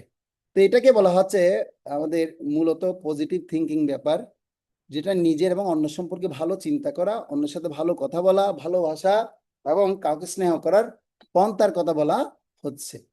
ঠিক আছে? তো সেজন্য পজিটিভ থিঙ্কিং যত করব তত আমার মধ্যে পজিটিভিটি তৈরি হবে। বলছে গুড ইন গুড আউট, একটা কথা আছে, মানে ভালো কিছু গ্রহণ করুন, ভালো কিছু বলুন, তাহলে আপনার ভিতর থেকেও ভালো কিছু বের হবে। Good out, garbage in garbage out, মানে ভিতরে আবর্জনা ঢুকাবেন, তাহলে বাইরেও ভিতর থেকে কি হবে, সে আবর্জনাগুলো বাইরে বের হবে। বুঝা যাচ্ছে? তাহলে এই দুটো কথা মনে রাখতে হবে, গুড ইন গুড আউট, ভালো কিছু ঢুকান, ভালো কিছু বের হবে। গার্বেজ ইন গার্বেজ আউট, ময়লা ঢুকাবেন, ময়লা বের হবে, এটা হচ্ছে নিয়ম। এরপরে বলা হচ্ছে নেতিবাচক চিন্তা। তো আমরা যে থিঙ্কিং এর মধ্যে কিন্তু আবার কি আছে, নেতিবাচক চিন্তা, অর্থাৎ নিজের সম্পর্কে বা অন্যের সম্পর্কে খারাপ চিন্তা করা। আমাদের তো এটা খুব সমস্যা। অন্যের যদি একটু ভালো দেখি আমার গা জ্বালা পোড়া করে। আমাদের পূজ্যপাদ শ্রীমৎ ভক্তি পুরুষোত্তম মহারাজ খুব সুন্দর মতো ব্যাপারটা তিনি উপস্থাপন করেন। বলছে এই কলিযুগে অন্যের ভালো দেখলে খুব গা জ্বালা পোড়া করে। এটা অবশ্য বৈষ্ণব সমাজে হওয়া উচিত না। তো এটা জড়জগতে খুব ঘটে। ওর একটা বাড়ি হয়েছে কেন আমার দুটো বাড়ি লাগবে, ওর একটা গাড়ি হয়েছে কেন আমার দুটো গাড়ি লাগবে। তো এরকম একটা স্টোরিও আছে আমাদের মহারাজ, আপনারা হয়তো শুনেছেন আমাদের প্রভুদের কাছ থেকে, যে এক ব্যক্তি এরকম বেতালের কি করছে, সে আরাধনা করছে, আর সে বেতালে আরাধনা করতে করতে বেতালকে সন্তুষ্ট করেছে। বেতাল বলছে, বলুন আপনি আমাকে কেন ডেকেছেন? বলছে, আমার পাশে একজন প্রতিবেশী আছে, সে আমার থেকে একটা ভালো বাড়ি বানিয়ে ফেলেছে, তুমি আমাকে এখন তার ডাবল সুন্দর বাড়ি করে দাও। এখন তাকে সে ডাবল সুন্দর বাড়ি করে দিয়েছে। সে একটা গাড়ি কিনেছে, বলছে আমি ডাবল দুইটা গাড়ি বানিয়ে দাও, দুটো বাড়ি বানিয়ে দিয়েছে। বলছে যে এখন এদিক দিয়ে যখন করেছে, তখন সে ওদিক থেকে ঈর্ষান্বিত হচ্ছে, আরে বাবা এই দুটো গাড়ি কিনেছে, তাহলে এবার আমি যদি একটা চোখ কানা করে দিই তাহলে সে দুটো চোখ কানা করে ফেলবে। তো জড়জগতে তাই দেখা যাচ্ছে, সে যখন একটা চোখ কানা করে বসে আছে, তখন সে অন্যজন ব্যক্তিও সে দুটো চোখ কানা করে বসে আছে। এটা তো জড়জগতের থিঙ্কিং। তো এখন আমাদের আধ্যাত্মিক থিঙ্কিং কিভাবে হবে, যে অন্যের ভালো কিভাবে দেখা যায়, এই নেতিবাচক নিজের সম্পর্কে বা অন্যের সম্পর্কে খারাপ চিন্তা থেকে কিভাবে মুক্ত হওয়া যায়, সেই আর্টটা আমাদের কি করতে হবে, শিখতে হবে। তো আমরা বর্তমানে এমন একটা পরিস্থিতিতে পড়ে গেছি, যেটাকে বলা হয় আমাদের আহ কি চক্র, এটা আমাদের অনলাইন চক্র, বা অনলাইন চক্র না, এটাকে মিডিয়া চক্রের মধ্যে আমরা ফেসে গেছি সব। তো আমরা দেখতে পাই যে ফেসবুকে অত্যন্ত আসক্ত আমরা সবাই। তো সেখানে পজিটিভ নেগেটিভ কত ধরনের কত কিছু বার্তালাপ হয়, সেগুলো দেখতেও ভালো লাগে, আর রিলস গুলো চালাতেও ভালো লাগে। আপনাদের কথা কি বলবো, আমারও তো চালাতে ভালো লাগে। তবুও এখন বলতে পারবো, আপনি চালিয়ে আবার আপনি আমাদের ক্লাস দিতেন, আপনি আগে পরিবর্তন হয়ে তারপর আমাদের ক্লাস দিতেন। আসলে ব্যাপারটা তাই না, আমি আপনাকে বলছি মানে আমাকে আরো সতর্ক হতে হবে, যে মানে এগুলো চালানোর ক্ষেত্রে আরো কত মানে কি করা যায়, পিউরিটি আনা যায়, শুদ্ধতা আনা যায়। সেটার জন্য আমি এটা কি করছি, সেটা পরিবেশন করছি। আপনারা আবার সেটা চিন্তা করবেন না, ঠিক আছে? তো এরপর হচ্ছে কি, আমাদের প্রজল্প আমরা করি, প্রজল্পটাকে উপদেশামৃতে বলা হচ্ছে যে আহ বর্ষাকালে দেখবেন ব্যাঙ কি করে, ঘেকুর ঘেকুর করতে থাকে, কেঁকু কেঁকু কেঁকু কেঁকু করতে থাকে বিলে ঝিলে। আর তার পাশে ঘুরঘুর করতে থাকে সাপ। সাপ এসে কি করে, সেই ব্যাঙকে ঘপ করে ধরে খেয়ে নেয়। তো ব্যাপারটা হচ্ছে কিরকম, যে আসলে যদি কেউ এরকম ভাবে আহ অনাবশ্যক ভাবে ঘেকুর ঘেকুর যদি করতে থাকে, মানে অনাবশ্যক কথাবার্তা যদি বলতে থাকেন, প্রয়োজন নেই তারপরে কথা যদি বক বক বক বক যদি করতে থাকেন, তাহলে আপনার নিজের বিপদ নিজে ডেকে আনছেন। তো এই জন্য আমাদেরকে ভগবান এমন একটা বডির ব্যবস্থাপনা করে দিয়েছে, দুইটা কান দিয়েছে, একটা মুখ দিয়েছে, দুইটা কান দিয়ে বেশি শুনতে বলছে, আর বলতে বলছে কম। বলছে শুনো বেশি, বলো কম, খাও কম, চিপাও বেশি। দুটো শব্দ বলেছি। খেতে বলছে কম, চিবাতে বলছে বেশি। এখন আমরা তো খাই বেশি, চিবাই কম, যা খাই শুধু মুখে গিলে গিলেই শুধু পেটের মধ্যে ঢুকাই, এই জন্য পেটের হজম হয় না, বদহজম হয়। শুনো বেশি, বলো কম। শুনতে হবে বেশি, বলতে হবে কম। তবে কৃষ্ণ কথা আপনি যত বেশি পরিবেশন করতে পারেন ভালো, এই জগতের মঙ্গলের জন্য। আরেকটা হচ্ছে আমরা চারটা নিয়ম ভঙ্গ করা, এটা হচ্ছে একটা নেগেটিভ থিঙ্কিং, যেটা এখন বর্তমান সময়ে খুব বেশি প্রভাব দেখা যাচ্ছে। আমিষ আহার, তাস পাশা জুয়া এগুলো খেলা, তারপর হচ্ছে মদ গাঁজা এগুলো গ্রহণ করা, আর হচ্ছে অবৈধ সঙ্গ করা। তো এই সমস্ত বিষয়গুলো আমাদেরকে নেতিবাচক চিন্তার মধ্যে প্রভাবিত ফেলে। তো আমি এখন অনুরোধ করছি, কোনো একজন ভক্ত এটা একটু পয়েন্টটা পড়তে পারলে ভালো হবে। কে পড়বেন দেখি? প্রীতি সহকারে প্রীতি মাতাজি পড়ুন, আপনি আছেন ক্লাসে, পড়ুন। ওই প্রীতি মাতাজি আছেন নাকি ক্লাসে? দেখা যাচ্ছে না, এখনো ভিডিও অন থাকলে বোঝা যায় ক্লাসে আছে। আচ্ছা, কে পড়তে চাইছেন? মেঘনা আর কে আছেন? প্রেমা মাতাজি আছেন, পড়ুন। দুজনের থেকে একজন পড়ুন। ও সাউন্ড, দেখা যাচ্ছে না। এতক্ষণ ধরে আমি কি দেখালাম, স্লাইড দেখা যাচ্ছে না? ও স্লাইডটা স্টপ শেয়ার দিয়ে আবার দেন, আচ্ছা, তাহলে এখন দেখা দেখা যাবে। যাচ্ছে তো? ওকে, দেখুন এখন কি লেখা আছে। যে অন্যের প্রতি ঈর্ষাপরায়ণ, যে তার শত্রুর প্রতি ক্ষতি সাধন করার বাসনা পোষণ করে, কিন্তু এটি কারো উপর নিক্ষেপ করার জন্য গরম কয়লা বহন করার মতো। কিন্তু হৃদয়ে এরকম প্রতিশোধ স্পৃহা থাকলে সে তার শত্রুর চেয়ে নিজের হাতকে বেশি দগ্ধ করে। খুব গুরুত্বপূর্ণ বিষয় বলেছেন, ধন্যবাদ মাতাজি। যে অন্যের প্রতি ঈর্ষাপরায়ণ, যে তার শত্রুর প্রতি ক্ষতি সাধন করার বাসনা পোষণ করে, কিন্তু এটি কারো উপর নিক্ষেপ করার জন্য গরম কয়লা বহন করার মতো। কিন্তু হৃদয়ের এরকম প্রতিশোধ স্পৃহা থাকলে সে তার শত্রু চেয়ে নিজের হাতকে বেশি দগ্ধ করে। তো এই বিষয়টা আমাদের খুব মনে রাখতে হবে। অন্যের প্রতি ঈর্ষাপরায়ণ হওয়া কোনো দরকার নেই। তো আমি একবার একটা কবিতা পড়ছিলাম, সে কবিতার লেখক হচ্ছেন একজন ভদ্রলোক, নীরব হোসেন নীরব। তিনি লিখছেন যে আসলে এই জগতে আপনি যতই ভালো কাজ করেন না কেন, আপনার পিছনে কিন্তু কোনো কি হবে, কোনো না কোনো কেউ লেগে থাকবে শুধু আপনি নিন্দা মন্দাদি করাবার জন্য। আপনি যতই ভালো কাজ করেন না কেন, নিন্দা আপনাকে শুনতেই হবে। কিছু লোক থাকবে আপনাকে নিন্দা মন্দাদি করবেই। বলছে যে আপনাকে নিন্দা মন্দাদি করছে, তাকে নিন্দা মন্দাদি করতে দিন না। আপনি তার প্রতি আবার এরকম ভাবে ঈর্ষান্বিত হয়ে পড়ে থাকার আপনার সময় কোথায়, সুযোগ কোথায়? কেন? আপনি এত ইতিবাচক কাজ নিয়ে ব্যস্ত আছেন, তার প্রতি নেতিবাচক দৃষ্টিকোণটা নিয়ে আপনার চিন্তা করার অত সময় নেই। আর আপনি তাকে এত সময় দেওয়ারও দরকার নেই। আপনি ইতিবাচক কাজ করে যান। হ্যাঁ, আমাদের শিলভক্তি সিদ্ধান্ত সরস্বতী ঠাকুর বলছেন, হাতি চলে বাজারে, কুত্তা বুকে হাজারে। মানে কি? হাতির যে বিশাল দেহ, আর এই দেহ দেখে কুকুররা কি করে, ঘেউ ঘেউ ঘেউ ঘেউ ঘেউ করতে থাকে। আর এই হাতির কি কোনো ক্ষতি হয়? হাতি যদি একসুরে যদি হুশ করে, তাহলে সে কুকুরগুলো কোথায় পালিয়ে চলে যাবে, তাই না? তো এখন ব্যাপার হচ্ছে যে আমরা আমাদের যে বৈশিষ্ট্য আছে সে গুণ বৈশিষ্ট্য অনুসারে, আমি আমার বৈষ্ণবীয়ইজম, আমার মানে বৈষ্ণব ধর্ম অনুসারে আমার যা শিক্ষা আমি পাচ্ছি, সেই ইতিবাচক চিন্তা অনুসারে আমি আমার কাজ করে যাব। যে নেতিবাচক চিন্তা করা ব্যক্তি সে সবসময় নেতিবাচক করবে। সে নিজে নিজের বুকটা নিজেই কি করবে, এই সমস্ত কিছু করতে করতে নিজেই ধ্বংস হয়ে যাবে। তো এই জগতে আপনি সবাইকে কি করতে পারবেন না, যে পজিটিভিটি বানাতে পারবেন না, কিছু নেগেটিভিটি থেকেই যাবে। তো সেজন্য আমাদের এটাই চিন্তা করতে হবে। সে ভদ্রলোক বলছেন যে আমাদেরকে সবসময় আমাদের পজিটিভ থিঙ্কিং নিয়ে এগিয়ে যেতে হবে, আর পজিটিভিটি নিয়ে কি করতে হবে, কাজ করে যেতে হবে। যে নিন্দা করছে, যে অপমান করছে, তাকে করতে দাও। হ্যাঁ, এবং সে আমার ভালো এবং মন্দ দুটো নিয়েই অপমান করবে, যে করার থাকবে। তো সেজন্য আপনি তাকে সন্তুষ্ট করতে এই জগতে আসেননি, আপনি পরম প্রভুকে সন্তুষ্ট করতে আসছেন, এবং আপনার উদ্দেশ্য কি, সেই উদ্দেশ্যটা মনে রেখে আপনার থেকে কি করতে হবে, এগিয়ে যেতে হবে। তো এই বিষয়টা যখন আমরা শিখবো, তখন আমরা এই যে হৃদয়ে এক রকমের প্রতিশোধ স্পৃহা থাকলে সে তার শত্রু চেয়ে নিজের হাতকে বেশি দগ্ধ করে, এই বিষয় থেকে মুক্তি লাভ করতে পারবে। তো এখন নেতিবাচক চিন্তা, কোনো কিছু উদাহরণ এখানে দেওয়া হচ্ছে, যেমন কোন স্বামী বা পতি যদি তার স্ত্রীকে ডিভোর্স বা বিচ্ছেদ করার পর কোনো সম্পদ প্রদান করতে না চায়, তাহলে তিনি স্বল্প মূল্যে সবকিছু বিক্রি করে দেন, কারণ আইনজীবী তাকে বলেছেন যে তার অর্ধেক সম্পত্তি স্ত্রীকে প্রদান করতে হবে। আশা করি আপনারা এগুলো বুঝতে পারছেন। তো এই যে ব্যাপারটা, এগুলো এখন বর্তমানে খুব চলছে। তো এই জন্য আমাদেরকে এমন কিছু চিন্তা করতে হবে যে চিন্তার দ্বারা আমার আসলে নেসেসিটি, আমার দরকার। যে চিন্তাগুলো না করলেই নয়, দেহ ধারণ করার জন্য যে চিন্তাগুলো অবশ্যই করতে হবে। এখন আমরা তিন নম্বর পয়েন্টে আসলাম। প্রথমে পজিটিভ থিঙ্কিং, তারপর নেগেটিভ থিঙ্কিং, এখন হচ্ছে এসেনশিয়াল থিঙ্কিং, মানে আমাদের প্রয়োজনীয় চিন্তা অবশ্যই করতে হবে। যেমন আমরা খেতে হয়, এটা আমাদের খেতে হবে, এটা আমাদের প্রতি বেলা করে আমাদের কি করতে হয়, 3 বেলায় আমাদের খাবারের জন্য চিন্তা করতে হয়, এটা প্রয়োজন। আরেকটা হচ্ছে ঘুমানো, আমাদের এটাও দরকার। যুক্ত আহার বিহারস্য যুক্ত চেষ্টস্য কর্মসু যুক্তব্য স্বপ্ন বোধস্য যোগর ভবতি দুঃখহা।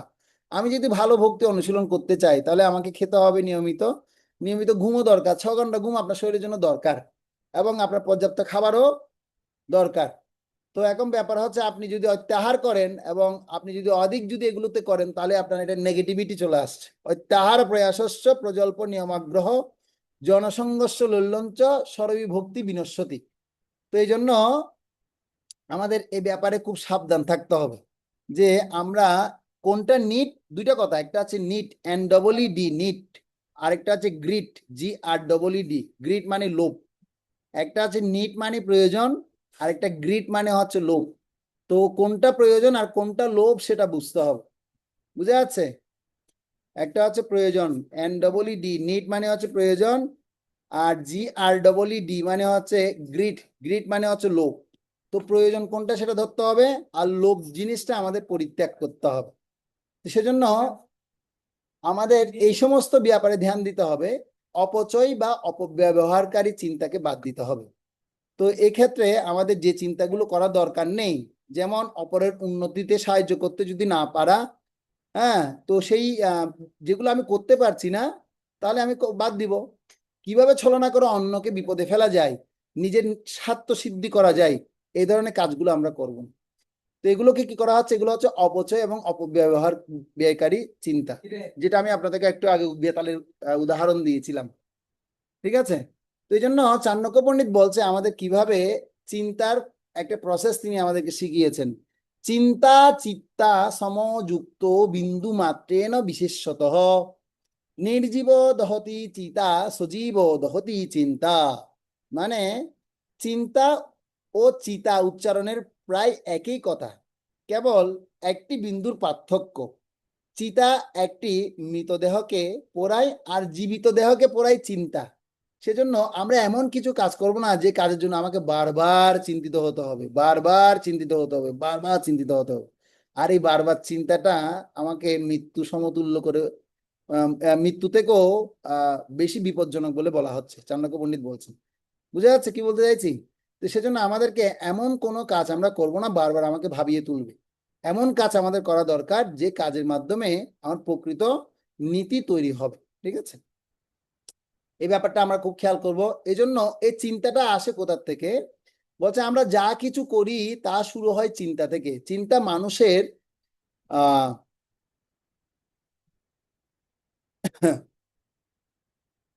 চিন্তা মানুষের জীবনকে, সমাজকে এবং দেশকে এবং সর্বোপরি পুরো পৃথিবীকে পরিবর্তন করে দিতে পারে। ভালো কাজ শুরু হয় চিন্তা থেকে, খারাপ কাজ শুরু হয়ও চিন্তা থেকে। দেখুন, আমরা এই যে যা কাজ করি, যা প্রণালী আমরা তৈরি করি, আশা করি স্লাইড দেখা যাচ্ছে তো না? দেখতে পাচ্ছেন? মাথা নাড়ুন, দেখা যাচ্ছে? ওকে, ঠিক আছে।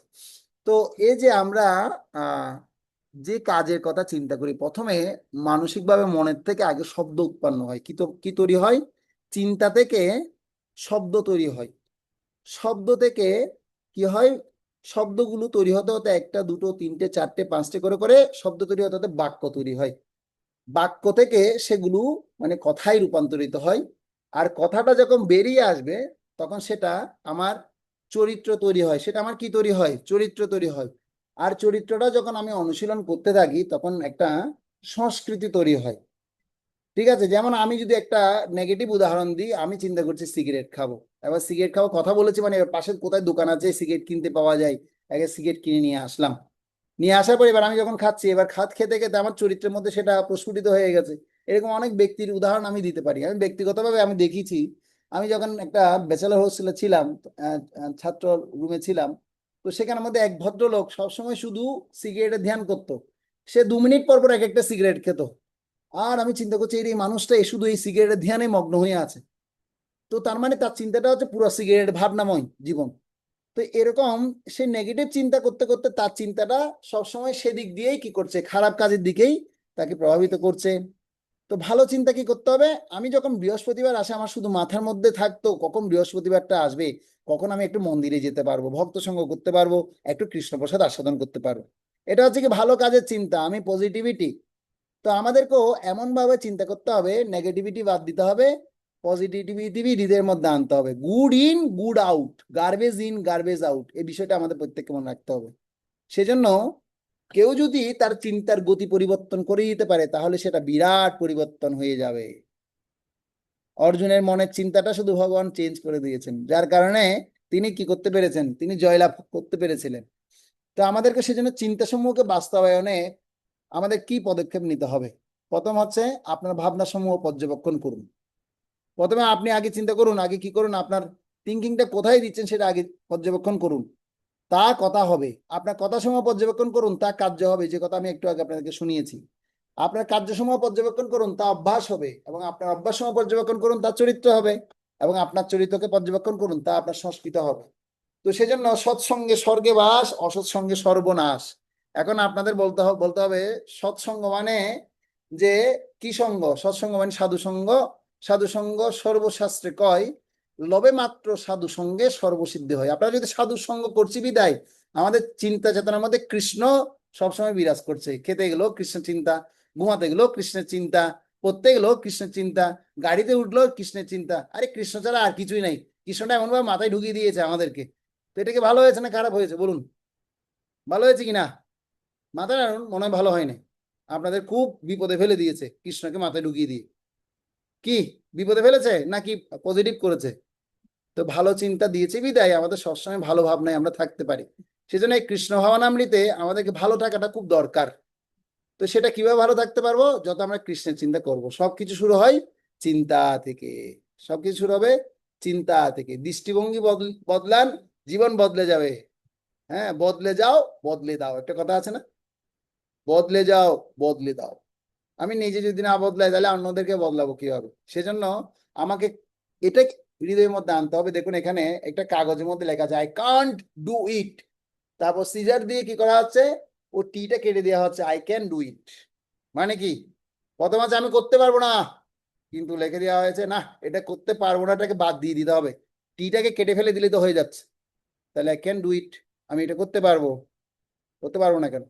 পারিব না এই কথাটি বলিও না আর, একবার না পারিলে দেখো শতবার। 10 জনে পারে যাহা তুমিও পারিবে তাহা। পারো কি না পারো ভাবো একবার। পড়েছেন আপনারা এটা? পারিব না পড়েছেন কি না এই কবিতা? হ্যাঁ, তো এই কবিতার কিন্তু অনেক কি আছে, শক্তি আছে। যখন আপনারা এগুলো নিজের জীবনে অ্যাপ্লাই করবেন, আমরা যখন নিজে অ্যাপ্লাই করব, তাহলে অনেক আমাদের কৃষ্ণ মহানামৃত সমৃদ্ধ হতে পারবো। ঠিক আছে? সেজন্য আমরা যদি ভালো চিন্তা করি, নিজের মধ্যে এবং অন্যের মধ্যে ভালো হবে। আমরা যদি খারাপ চিন্তা করি, নিজের এবং অন্যেরও খারাপ হবে। এই যে যারা সন্ত্রাসী, সন্ত্রাসগিরি করে, তো তারা কিসের ফলে করে? তারা এরকম খারাপ সঙ্গের ফলে, খারাপ চিন্তার ফলে তারা এই সমস্ত কিছু করতে থাকে। আর যারা পজিটিভিটি যারা আনতে চায়, তারা এরকম পজিটিভ থিঙ্কিং সবসময় শুনছে, সবসময় গবেষণা করছে, সবসময় এরকম শিক্ষণ প্রশিক্ষণ পাচ্ছে, যার কারণে তার নিজেরও ভালো হচ্ছে, অন্যের মধ্যে সে ভালো গুণটা নিয়ে আসতে পারছে। ঠিক আছে? উদাহরণ দেওয়া আছে যুধিষ্ঠির মহারাজ এবং দুর্যোধন। দুর্যোধনের প্রবৃত্তি হচ্ছে খারাপ চিন্তা, আর যুধিষ্ঠির মহারাজ চিন্তা হচ্ছে ভালো চিন্তা। তো একবার তার গুরুদেব তাদেরকে কি করছেন, শিক্ষা মানে একবার পরীক্ষা করে দেখছেন যে আসলে কে উন্নত চিন্তায় আছে, দেখি আমি একটু পরীক্ষা করে। এদিক দিয়ে দুর্যোধনকে ডাকলো, হে দুর্যোধন, আসো বাবা, তোমাকে একটা সেবা দিচ্ছি। বলেন, হ্যাঁ গুরুদেব, কি সেবা বলুন। তুমি সারা পৃথিবী ঘুরো, ঘুরে পৃথিবী থেকে সবচেয়ে খারাপ ব্যক্তিটাকে তুমি আমার কাছে নিয়ে আসো। তো এখন সে কি করলেন, সে এখন না, সবচেয়ে ভালো ব্যক্তিটাকে আমার কাছে নিয়ে আসো। তাকে দুর্যোধনকে দায়িত্ব দিয়েছে। এখন দুর্যোধন সারা পৃথিবী ঘুরে টুরে দেখতে পেলেন যে আসলে সবার মধ্যে দোষ আছে। সে আর কোনো জায়গায় কি করতে পারলেন না, কোনো ভালো মানুষ খুঁজে পেলেন না। সে এসে গুরুদেবের কাছে বলছে, গুরুদেব, আমি এখন দেখতে পেলাম আমি হচ্ছে সবচেয়ে পৃথিবীর সবচেয়ে ভালো মানুষ, আমার থেকে ভালো মানুষ আর কেউ নেই, কারণ আমার কোয়ালিটির মধ্যে কোনো কি নেই, দোষ নেই। তো বলছে, আচ্ছা ঠিক আছে। তারপর যুধিষ্ঠিরকে রাখো, যুধিষ্ঠির, তুমি আসো, তুমি সারা পৃথিবীর মধ্যে সবচেয়ে খারাপ ব্যক্তি যেটা আছে, সে খারাপ ব্যক্তিকে তুমি কি করো, খুঁজে নিয়ে আসো। এখন যুধিষ্ঠির মহারাজ তিনি এমন একটা গুণবৈশিষ্ট্য সম্পন্ন ব্যক্তি, এখন তিনি সবার মধ্যে গুণ খুঁজে পাচ্ছে, পশু পাখির মধ্যে গুণ খুঁজে পাচ্ছে। এমনকি শেষমেশ তিনি গুরুদেবের কাছে ফিরে আসবেন, আস্তে আস্তে দেখতে পাচ্ছে কি, রাস্তার মধ্যে একটা মানে কি 20টা স্তূপ, হ্যাঁ, সে মল স্তূপের মধ্যে কতগুলো কীড়া রয়েছে, এরকম কিছু পোকা আছে, মলের পোকা। আর সে মলের পোকাগুলো মল খেয়ে খেয়ে মাটি বানিয়ে দিচ্ছে, আর সে অনেকক্ষণ ধরে তাকিয়ে আছে। আরে বাবা, আরে দেখতে পজিটিভ দিক তো দেখি, এখন যদি চিন্তা করি পোকার মধ্যে তো খুব ভালো গুণ আছে, বৈশিষ্ট্য আছে। সেও তো দেখি আপনার কি করছে, সে মলগুলো গ্রহণ করে মাটিতে রূপান্তর করে দিচ্ছে। তখন গুরুদেবের কাছে আসেন, গুরুদেব, আমি তো এরকম একটা, আমি তো আর খারাপ ব্যক্তি তো খুঁজে পেলাম না, এখন সবচেয়ে খারাপ ব্যক্তি হচ্ছে আমি নিজে। কারণ আমি দেখতে পাচ্ছি গুরুদেব, আপনার এই বিষ্ঠাভোজী মানে কি আছে, বিষ্ঠাভোজী পোকারও কি আছে, বিষ্ঠাভোজী পোকারও কি আছে, এমন একটা গুণ আছে যে সে মাটিকে মলকে খেয়ে সে মাটি বানিয়ে দিয়ে মাটিতে রূপান্তর করে দেয়। তো তার মধ্যে এই বৈশিষ্ট্য আমি দেখতে পেয়েছি। তখন গুরুদেব বুঝতে পারলে বলছো, তুমি সাকসেস হয়েছো, তুমি সফল হয়েছো, তুমি অন্যদের মধ্যে ভালো গুণ দেখতে পেয়েছো, যার কারণে তুমি হচ্ছেন ধর্মরাজ। তোমাকে আমি ঘোষণা দিলাম, তুমি হচ্ছে ধর্মরাজ যুধিষ্ঠির। ধর্মের নীতি শিখতে হলে তোমার থেকেও শিখতে হবে, তুমি ধর্মের নীতি জানাতে পারবে।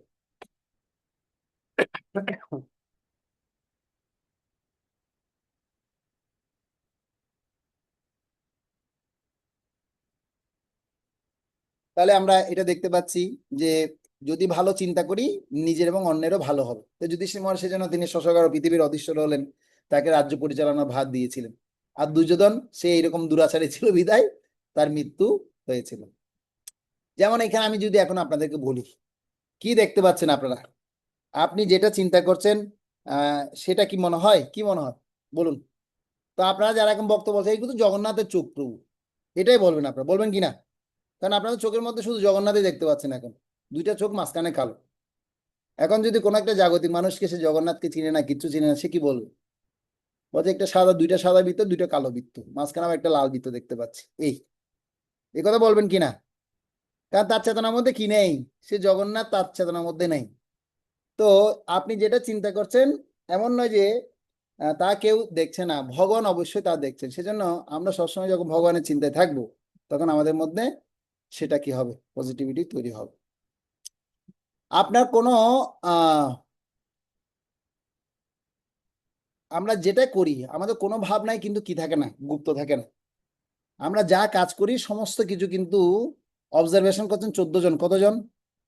যা ভালো কাজ করছি তা 14 জন দেখছেন, যা খারাপ কাজ করছি তা 14 জন সাক্ষী আছেন। প্রথম সাক্ষী হচ্ছে মাটি, বায়ু, দ্বিতীয়, তৃতীয় আগুন, চতুর্থ আকাশ, পঞ্চম জল, ষষ্ঠ সূর্য, সপ্তম চন্দ্র, অষ্টম দিন, নবম রাত, দশম উষা, একাদশ সন্ধ্যা, দ্বাদশ ধর্ম, ত্রয়োদশ কাল এবং সর্বশেষ হচ্ছে চতুর্দশ হচ্ছে পরমাত্মা। এই 14 জন সাক্ষী আমাদের প্রত্যেকের হৃদয়ের মধ্যে সব সময় তিনি বসে আছেন। তিনি আমাদেরকে সবসময় অবজারভেশন, এনারা আমাদেরকে সবসময় অবজারভেশনে রেখেছেন, সাক্ষী। সেজন্য আপনার যে কোনো ভাবনা আপনি গুপ্ত রাখতে পারবেন না।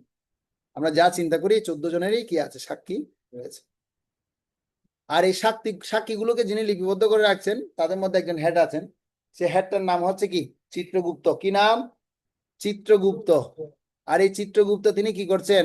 চিত্র মানে হচ্ছে আমাদের চিত্তের মধ্যে যা চেতনা চলছে, যা চিত্র অঙ্কিত হচ্ছে, যা চিন্তা অঙ্কিত হচ্ছে, হ্যাঁ, সে চিত্র মানে হচ্ছে ছবি, আর গুপ্ত মানে লুকায়িত। এই ছবি লুকায়িত যেগুলো আছে সেগুলো সব লিপিবদ্ধ করেন চিত্রগুপ্ত। তো আপনাদের হয়তো এটা অজানা ছিল, এটা আজকে জানতে পারলেন।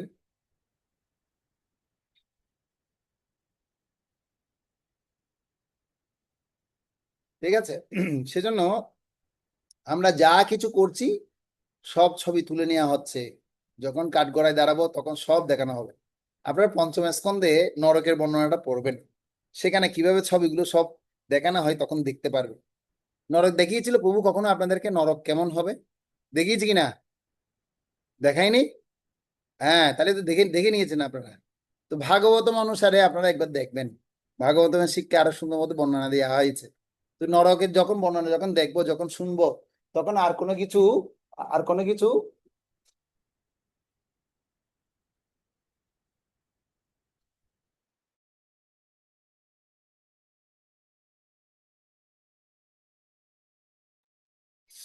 তাহলে মানে আর কোনো কিছু কি হবে না, গুপ্ত থাকবে না, সব দেখবেন তারা।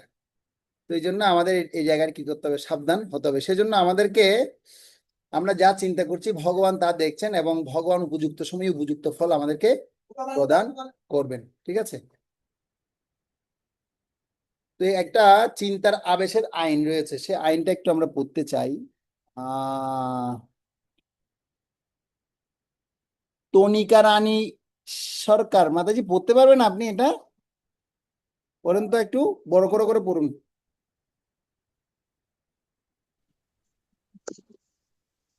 পড়ুন মাতাজি, শোনা যাচ্ছে, পড়ুন। হরে কৃষ্ণ। হ্যাঁ। চিন্তার আবাসের আইন। আমরা যে ধরনের চিন্তা করি তা অন্যদের মধ্যে সঞ্চিত হয়। আপনার ভাবনা সমূহ অন্যের মাঝে তদনুরূপ ভাবনার উদয় করায়। ঘৃণা, সংঘাসা, ক্রোধ এবং লোভ প্রভৃতি ভাবনাসমূহ অন্যদের মাঝে একই প্রকার ভাবনার উদয় করায়। তদুরূপ একজন উৎফুল্ল এবং ইতিবাচক ব্যক্তি উৎফুল্লতা দিয়ে সমগ্র পরিবেশকে পূর্ণ করতে পারেন। তার চিন্তা ভাবনা এমনকি একটি নিরস এবং হতাশ ব্যক্তিকেও আনন্দময় ব্যক্তিতে রূপান্তরিত করতে পারে। হরে কৃষ্ণ। হরে কৃষ্ণ। তাহলে আমরা বুঝতে পারছি আমাদের চিন্তাটা খুবই দরকার, চিন্তার আবেশের আইন। এই আইনটা যদি আমরা ফলো করি তাহলে আমি যেরকম চিন্তা করব অন্য ব্যক্তির হৃদয়েও সেটা প্রস্ফুটিত করতে পারবো। যেমন আমি এখন নিষ্ঠা ভরে 16 মালা জপ করার জন্য বসেছি। এখন আপনি কি, আমার পাশে আপনাকে বলা হলো আপনিও বসে জপ করবেন সুন্দর করে। তো এখন আপনি, আপনার চিন্তায় খুব চঞ্চলতা, মানে কি ছটফট ছটফট করছে, ছটফট ছটফট করলেও আপনি কিন্তু সেখানে নিয়ন্ত্রিত থাকবেন। কেন? কারণ আপনি নিয়ন্ত্রিত ব্যক্তির দ্বারা কি হচ্ছেন, এখানে পরিচালিত হচ্ছেন। তার মানে আপনাকেও নিয়ন্ত্রিত হতে হবে। ব্যাপারটা বোঝা যাচ্ছে?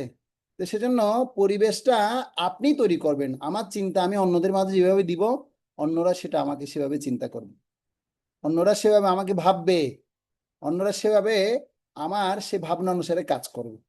এখন আমি যদি ভালো পজিটিভ যদি চিন্তা না করি, ভালো উন্নতির দিকে যদি যাওয়ার জন্য যদি আমি সে ধরনের পরিকল্পনা না করি, আমার হৃদয়ে যদি ঘৃণা থাকে, ক্রোধ থাকে, লোভ থাকে, এগুলো যদি আমি অন্যদের মাঝে যদি বেশি বেশি করে যদি প্রভাবিতভাবে বিস্তার করাই, অন্যরা তো তাই হবে। জেসা সং তেসা রং, একটা হিন্দিতে কথা আছে, যেরকম সঙ্গ করব সেরকমই রং ধারণ করবে। এই ব্যাপারটা আমাদের প্রত্যেককে কি করতে হবে, এই আইনটা বুঝতে হবে।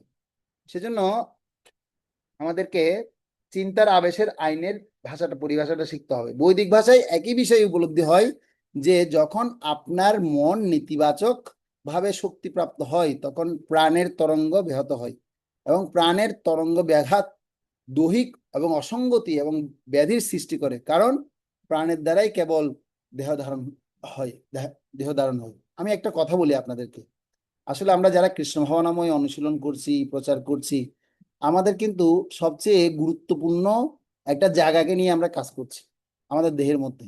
সে জায়গাটা হচ্ছে হৃদয়। সে জায়গাটা হচ্ছে কি? হৃদয়। আর হৃদয়টা হচ্ছে খুব সফট জায়গা, মানে এটা সব কি কোমল জায়গা হৃদয়টা, মাখনের মতো হৃদয়টা, ঠিক আছে? তো এই হৃদয়টার মধ্যে যদি কাউকে যদি হার্ট করা হয়, কাউকে যদি এ ধরনের মানে নেতিবাচক ব্যাপারগুলো যদি উপস্থাপন করা হয়, তাহলে সে কি হৃদয়টা সে ভেঙে যাবে না? যাবে কি যাবে না? তার হৃদয়টা কি ঠিক থাকবে? সেজন্য আমাদের খেয়াল রাখতে হবে সবাইকে, যে এই হৃদয় নিয়ে আমরা কাজ করছি, এই হৃদয়টা আমাদেরকে কত নির্মলভাবে সেখানে কি করতে হবে, সেটাকে প্রশিক্ষিত করতে হবে। যত আমরা সেটাকে খুব প্রীতি সহকারে কি করব, সেটাকে প্রশিক্ষিত করব, তত সেটা কি হবে, নির্মল হবে। সেজন্য এই কথাটাই বলা আছে, প্রাণের তরঙ্গ ব্যাঘাত দৈহিক অসঙ্গতি বা ব্যাধির সৃষ্টি করে, কারণ প্রাণের দ্বারাই কেবল দেহ ধারণ হয়। হ্যাঁ, তাহলে এখন আমাদের কি করতে হবে? মাঝে মাঝে আমার মনে মনে একটি গান করি, গানটা আমার ভিতর বাজে। তো কিন্তু হঠাৎ করে দেখা যায় যে আমার পাশে বসা লোকটি সেই গান গাইছে। তো এখন এরকম হয় কিনা আপনাদের? আচ্ছা, এই কথাটা বাদ দিন। যেমন আপনি একটা কোনো ব্যক্তির কথা সারাদিন ধরে চিন্তা করছেন, তো আপনি সেটা চিন্তা করেন, দেখুন কোনো না কোনোভাবে তিনি কি করছেন, তিনি আপনাকে কোনো না কোনোভাবে আপনি তার সাক্ষাৎ পেয়ে গেছেন। হয়তো তিনি আপনাকে কল করেছেন, বা তার সাথে দেখা হয়ে গেল, বা মন্দিরে আসেন তার সাথে কথা হয়ে গেল, বা তার সম্পর্কে আপনি কোনো একটা বার্তা পেয়েছেন। এরকম কি ঘটনা ঘটেছে আপনাদের জীবনে? হয় কি না? আমার আজকেও ঘটেছে। আমি একটা ভক্তের কথা চিন্তা করছিলাম, তিনি দেখি আমাকে আজকে ফোন করলো। আমি বললাম, আসলে মনের সাথে কি আছে, অন্য মানুষের মনে, হ্যাঁ, চিন্তার সাথে কি আছে, মিল আছে। তো এই জন্য আমাদের কি করতে হবে, থিঙ্কিংটা খুব খুব গুরুত্বপূর্ণ বিষয়। এটা হার্ট টু হার্ট কি হয়, ট্রান্সফরমেশন হয়। হ্যাঁ, অর্থাৎ আমার চিন্তাটা অনেক সূক্ষ্মভাবে সঞ্চালিত হয়। দেখুন, আমাদের দেহের মধ্যে 8টা উপাদানের মধ্যে 5টা স্থূল উপাদান, 3টা সূক্ষ্ম উপাদান। তো আমরা জানি যে 5টা স্থূল উপাদান কি কি? মাটি, জল, অগ্নি, বায়ু, আকাশ। তো আর 3টা সূক্ষ্ম উপাদান কি? মন, বুদ্ধি, অহংকার। তো আমাদের মনটা হচ্ছে কি চিন্তার বিষয়, মানে মনটাই হচ্ছে চিন্তা। তো এই মনের ভাবনা অত্যন্ত সূক্ষ্মভাবে সঞ্চারিত হয়। হ্যাঁ, মনে মনে যেভাবে ধ্যান করবেন, যেমন শ্রী চৈতন্য মহাপ্রভু ধ্যান করেছিল নৃসিংহ ব্রহ্মচারী। আর সেই নৃসিংহ ব্রহ্মচারী শ্রী চৈতন্য মহাপ্রভুর জন্য চিন্তা করতে করতে, মহাপ্রভু আজকে এই রাস্তা দিয়ে আসবে, এই রাস্তার মধ্যে কত রকমের ইট পাথর কঙ্কাল, মানে কঙ্কর কীট রয়েছে, আর মহাপ্রভু আসবেন, তার পায়ের মধ্যে তিনি ফুটবেন, কত আঘাত পাবেন। সেজন্য তিনি মনে মনে কি করলেন, এমন একটা রাস্তা তৈরি করলেন মহাপ্রভুর জন্য। সে মহাপ্রভুর জন্য মহাপ্রভু আসবেন, সেই রাস্তার মধ্যে তিনি ফুলের গালিচা বিছিয়ে দিয়েছেন। মহাপ্রভু, আপনি এবার সে ফুলের গালিচায় কি করেন, হেঁটে হেঁটে আসুন। তো ঠিক ঠিক কিন্তু কি হয়েছে, যে চিন্তা করেছে সেই চিন্তার সাথে সাথেই সেরকম ভাবে একটা রাস্তা তৈরি হয়েছে, সে রাস্তার মধ্যে ফুলের গালিচার মধ্যে মহাপ্রভু হেঁটে হেঁটে আসছে। আর হঠাৎ করে তার চিন্তাটা কি হয়ে গেছে, ভেঙে গেছে। ভেঙে যাওয়ার সাথে সাথেই তখন মহাপ্রভুর রাস্তা আবার কি হয়ে গেল, ফুলের রাস্তা থেকে হয়ে গেল আবার ইট ইট ইট কঙ্করের রাস্তা হয়ে গেল। তো এখন ব্যাপার হচ্ছে যে এরকম ভাবে অনেক আধ্যাত্মিক আমরা কি দিতে পারি, অনেক আধ্যাত্মিক উদাহরণ আপনাদেরকে দিতে পারি। যেটা আমাদের চিন্তা ভাবনাটা খুব কি দরকার, এটা খুব সূক্ষ্ম। এই সূক্ষ্ম আধ্যাত্মিক জীবনের জন্য এটা আরো বেশি সূক্ষ্ম, আরো বেশি এটাকে আরো কাজ করতে হবে। আমাদের এই আধ্যাত্মিক জীবনে সবসময় মনমনা বহু মদ্ভক্ত মজ্জা জিমাং নমস্কার মন, এই মনটা দিয়ে সবসময় ভগবানের ভাবনায় থাকা, ভগবানের ভক্তি করা, ভগবানের জন্য সবসময় চিন্তা করা, তখনই আমাদের ভাবনার মধ্যে কৃষ্ণ সবসময় এসে বিরাজ করবেন। বুঝা যাচ্ছে? তো এই চিন্তাটা আমাদের করতে হবে। আমাদের উচিত হচ্ছে ইতিবাচক চিন্তা করা এবং প্রয়োজনীয় চিন্তা করা, নেতিবাচক চিন্তা এবং অপচয়কারী চিন্তা না করা। তো এরকম একটা সাইকোমেট্রি রয়েছে। তো সাইকোমেট্রির একটা বিষয় রয়েছে, যেখানে আপনার দক্ষ ব্যক্তিরা আপনার প্রায়শ ব্যবহৃত বিষয় বা পরিহিত বিষয়, যেমন বোতল, পানির বোতল, রুমাল ইত্যাদি জামা কাপড় ব্যবহার করার মাধ্যমে আপনার চরিত্র সম্পর্কে বলে দিতে পারে। এটাকে বলা হচ্ছে সাইকোমেট্রি। মানে অনেকে আছেন যাদের কাপড় গন্ধ শুকলে বোঝা যায় যে এটা কার কাপড়, এটা আমার কাপড় না অন্যের কাপড়। যেমন আমরা আমাদের আশ্রমে দেখা যায় কি এখানে অনেকগুলো কাপড় আমরা কি করি, ধুই, আমরা শুকাতে দিই, মানে কোন 5টা কাপড় শুকাতে দেওয়া হলো, এখন পাশের জন্য সেম সাদা কাপড় শুকাতে দেওয়া হলো, দিয়েছেন। এখন ঘ্রাণ দেখে বুঝে যায় যে না এটা তো আমার কাপড়, কোনো না কাপড়ের নাম লেখা নেই, কিচ্ছু নেই, কিন্তু সেম কাপড় শুকাতে দেওয়া হয়েছে। ঘ্রাণ দেখে অনেক সময় বুঝে যায় যে আমরা এটা কার কাপড়, হয় কি হয় না? তো এটাকে বলা হচ্ছে সাইকোমেট্রি। তো এটা কেন বলা হচ্ছে? প্রকৃতপক্ষে এই কারণেই আপনি যখন কোনো মহাত্মার ব্যবহৃত বা অধিকৃত বস্তুসমূহ স্পর্শ করেন তখন আপনি অনেক উন্নত এবং পরিশুদ্ধি অনুভব করেন, কারণ সেই বস্তুর মাধ্যমে আপনি সেই আত্মার সংস্পর্শে আসেন। যেমন ভগবানের ব্যবহৃত যখন কোনো বস্তু যখন আমরা পাই, যেমন আমার কাছে এখন যদি আমি আপনাদেরকে বলি, এখন আপনাদেরকে একটা লোভ দেখিয়ে দিচ্ছি, মনে করুন আমার কাছে আছে ভগবানের চরণের চিহ্ন, এই যে দেখুন সে গয়াধাম থেকে নিয়ে আসছি, ও কি সুগন্ধি! আহ এখন আপনাদের কেমন লাগছে বলুন? এরে বাবা, প্রভু নিয়ে আসে, একটু আমরা একটু নিলে সেটা কি হতো, একটু যদি একটু পেতাম একটু ভালো হতো। তো সবাই একটু মাথায় লাগিনি, আপনার মাথায় লাগিনি, সবাই মাথায় লাগিনি, সে মাথায় লাগাতে কেমন হলো এটা? আপনাদের চিন্তাটা কেমন? এটা ভগবানের চরণ আমার মাথায় আসছে, এটা কার চরণ? আমি তো আমার মাথায় লাগিয়ে রাখতে পেরেছি, আপনারা শুধু চিন্তা করুন ভগবানের চরণের মধ্যে এখানে কি কি চিহ্ন আছে। সে গয়াধাম থেকে স্বয়ং চিহ্নটা আমি নিয়ে আসছি, কিন্তু নিয়ে এসে দেখুন এখানে শঙ্খ, চক্র, গদা, পদ্ম, এগুলো সব ভগবানের চরণের চিহ্ন আছে। ভগবানের চরণ 19খানা চিহ্ন আছে, তার মধ্যে দক্ষিণ চরণে আছে আপনার কতখানা, 11খানা, আর বাম চরণে আছে 8খানা। তো এইভাবে 19খানা চিহ্ন ভগবানের চরণে রয়েছে। তো এই যে আমি এই যে পজিটিভ থিঙ্কিং এর কথা বললাম, যে ভগবানের ব্যবহৃত বস্তু আমি স্পর্শ করছি, তাহলে অনুভবটা কেমন হবে? ভগবান ভগবান ভাবনাময় লাগছে কি না? আরে হ্যাঁ, ভগবান চিন্তাময় লাগছে। যেমন আমার এখন পুরা, এখন আগে যতক্ষণ মাথাটা ভারী ছিল এখন এটা মাথাটা পুরো হালকা হয়ে গেছে, কিসের বলে? ভগবানের চরণ মাথায় রাখার ফলে। তো এভাবে যখন আপনি চিন্তা করবেন তখন আপনার অনুভূতিটা কেমন হবে? তখন সে আত্মার সাথে আপনার সে চিন্তাটা, সে বস্তুটাও আপনাকে কি করবে? প্রভাবিত করবে। তো বিপরীতভাবে আপনি যখন কোনো দুষ্ট আত্মার কক্ষে প্রবেশ করেন বা দুষ্ট ব্যক্তির অধিকৃত বস্তুসমূহ ব্যবহার করেন তখন আপনার মধ্যে খারাপ অনুভূতি হবে।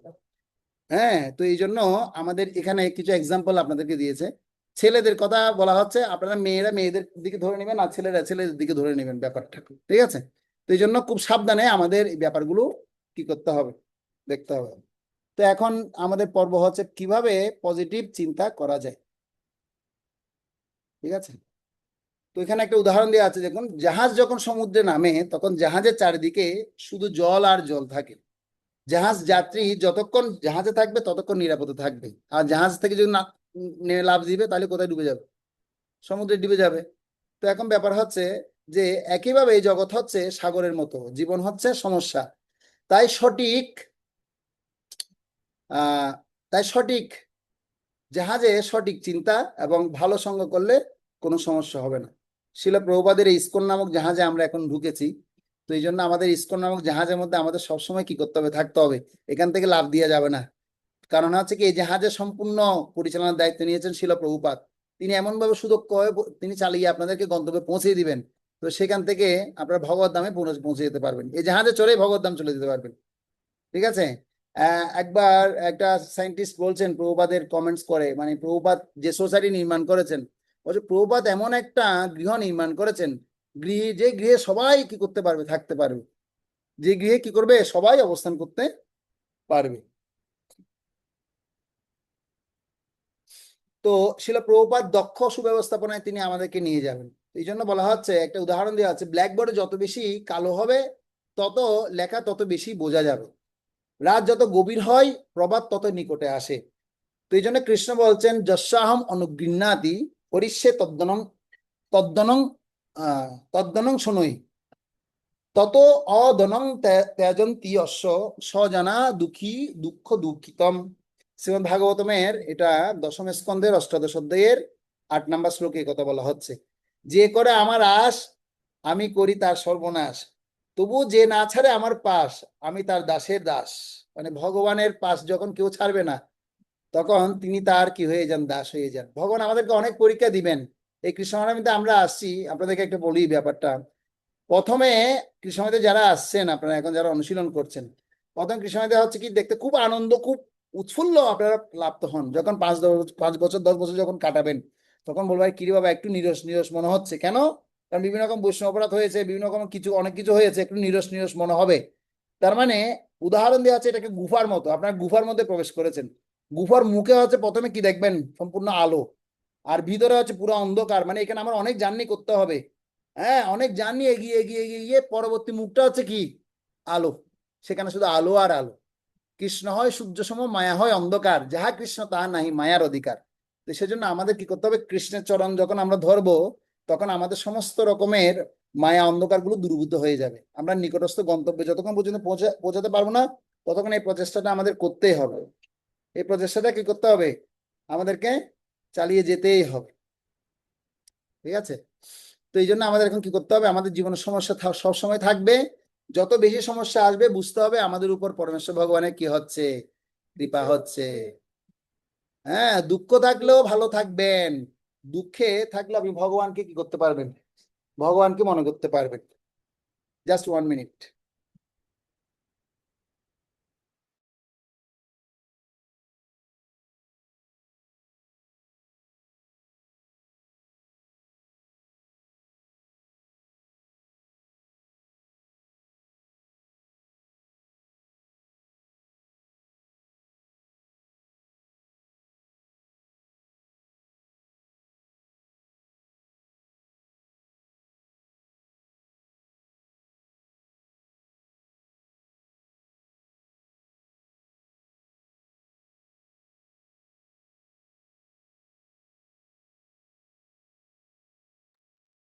তো দেখুন, গোপীরা তারা তাদের জীবনে কত বিপদ তাদের ছিল।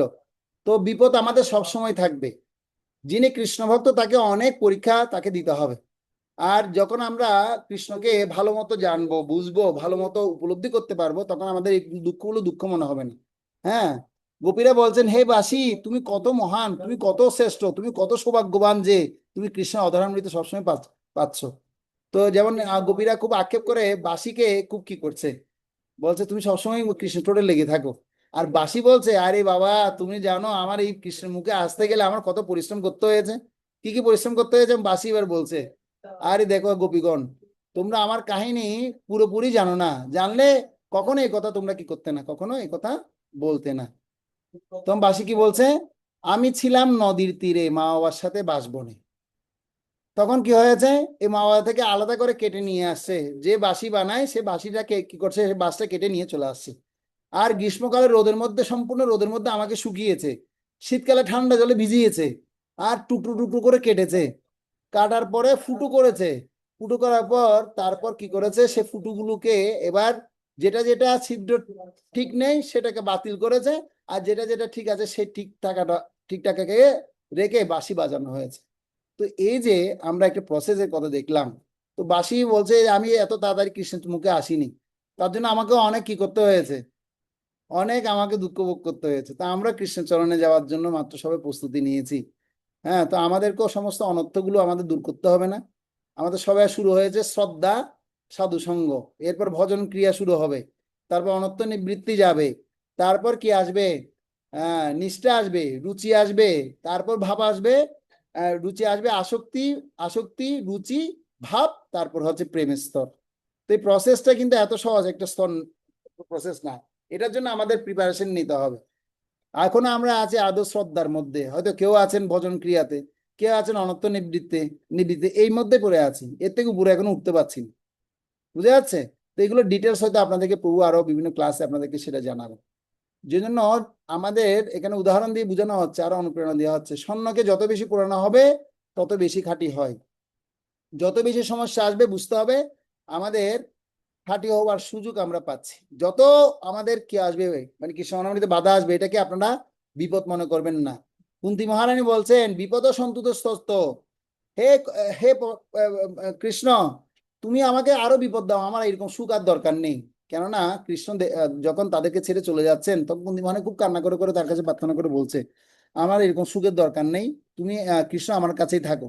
যখন এত সুখ আছে, তুমি যখন চলে যাচ্ছ, তাহলে এই সুখের কি দরকার? আমরা যখন বিপদে ছিলাম, তখন তুমি সবসময় আমাদেরকে কি করেছো? আমাদেরকে আগলে রেখেছো, কোনো রকমের আমাদেরকে কি করতে দাওনি, সমস্যার মধ্যে আমাদেরকে ফেলোনি। সমস্ত বিপদকে আমরা বিপদ মনে করি নি, কারণ আমাদের সাথে কে আছে? কৃষ্ণ আছে। আমরা বিপদকে বিপদ মনে করি নি, কারণ আমাদের সাথে কে আছে? কৃষ্ণ আছে। কৃষ্ণ তুমি আমাদের রক্ষা করবে। এরকম উদাহরণ আরেকটা দেয়া হয়। একবার অর্জুন মানে কি ভীষ্মদেব মানে কুরুক্ষেত্র রণাঙ্গনে খুব মানে কি হয়েছে, প্রতিজ্ঞাবদ্ধ হয়ে গেছে, কেননা দুর্যোধন ভীষ্মদেবকে খুব অপমান করছে, বলছে আপনি কি করছেন, একজন এরকম মহারথী হয়ে আপনি পঞ্চপাণ্ডবকে বধ করতে পারছেন না, ধিক্কার আপনাকে।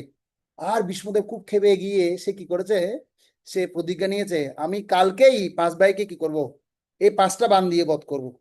আর এই কথা যখন বলেছে, এখন কৃষ্ণ জানতে পেরেছে ব্যাপারটা।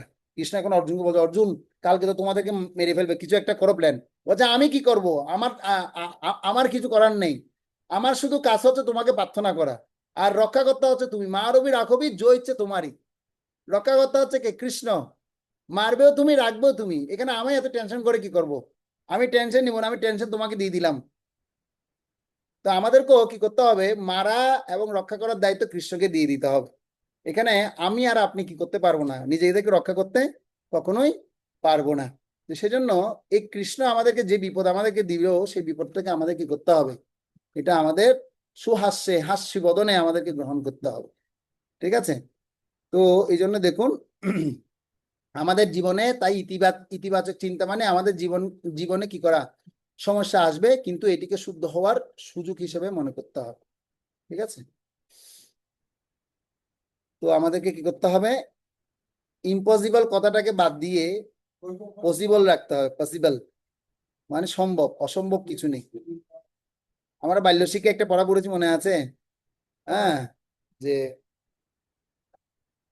ঘোড়ায় চড়িল, আছাড় খাইল, আবার উঠিল, উঠাইয়া দৌড়াইলো। মানে কি, আপনি কৃষ্ণত অনুশীলন করছেন, হয়তো ছিটকে পড়ে গেছেন, আবার আপনাকে উঠতে হবে, উঠে আবার অনুশীলন বাড়াতে হবে, আবার সে বাড়িয়ে মানে এগিয়ে যেতে হবে। এটা হচ্ছে আমাদের বুঝতে হবে। আমি পারবো না, পারবো না, আই ক্যান ডু ইট, না আই ক্যান ডু ইট, এটা আমাদের মনে রাখতে হবে। সেজন্য ইম্পসিবল ব্যাপারটা আমাদের পুড়িয়ে দিতে হবে। চিন্তা হচ্ছে দৃষ্টিভঙ্গির ব্যাপার। গ্লাসে যত অল্প পানি থাকে, তাহলে কেউ বলতে পারে যে এটি অর্ধেক পূর্ণ। তো এটা হচ্ছে কি পজিটিভ চিন্তা। আবার কেউ বলতে পারে এটি অর্ধেক খালি, নেগেটিভ চিন্তা। তাও দৃষ্টিভঙ্গির ব্যাপার। এটা হচ্ছে কি দৃষ্টিভঙ্গি, মানে এটা পূর্ণ গ্লাসটা এরকম বাইরে থেকে দেখলে এরকম ইলিউশন মনে হতে পারে। এখন যে যেভাবে চিন্তা করছে তার সেইভাবে চিন্তার সে কি হচ্ছে সেটাকে বোঝার চেষ্টা করছে। ঠিক আছে? তো আমি একটু এগিয়ে যাই। দেখুন, এখানে দুজন ব্যক্তি, দুটো কোম্পানির নাম দেওয়া হয়েছে, দুজন জুতা বিক্রেতা, সেলস রিপ্রেজেন্টেটিভ। তো তারা কি করেন, তাদের জুতার মডেল, যেমন বাটা কোম্পানির যারা আছে, তো তারা কি করছে, বলছে কি আহ তারা বসকে বলছে যে, না আগে আগে এর আগে স্লাইডটা একটু দেখাই। দেখুন, এখানে কি হয়েছে, একটা গ্রামের মধ্যে কি করেন আপনার অর্থাৎ গ্রামের লোকজনরা তারা কি করে না, তারা কেউ জুতা পরে না। তো এখন ওখানে জুতার ব্যবসা কিভাবে করা যায়, দুটো কোম্পানি এখন চিন্তা করছে, বাটা এবং অ্যাপেক্স কোম্পানির ব্যক্তিরা তারা চিন্তা করছে। তো একজন চিন্তা করছে যে আসলে বাটা কোম্পানি যারা রিপ্রেজেন্টেটিভ পাঠিয়েছে ওখানে, তো বলছে তারা বসকে বলছে এখানে জুতা পরিধান করে না কেন, তারা এখানে সব লোক কি আছে, তারা জুতা কিনবে না, সেজন্য তারা কি করবে না, জুতা পরবে না। আর অ্যাপেক্স ওরা কি করছে, এরা চিন্তা করছে যে অ্যাপেক্স কোম্পানির রিপ্রেজেন্টেটিভ তারা বলছে, বসকে বললো এখানে কেউ জুতা পরিধান করে না, তাই সবাই জুতা কিনবে। দুটো দিক, একটা হচ্ছে কেউ জুতা পরবে না বলছে, আর এবার জুতো কিনবে।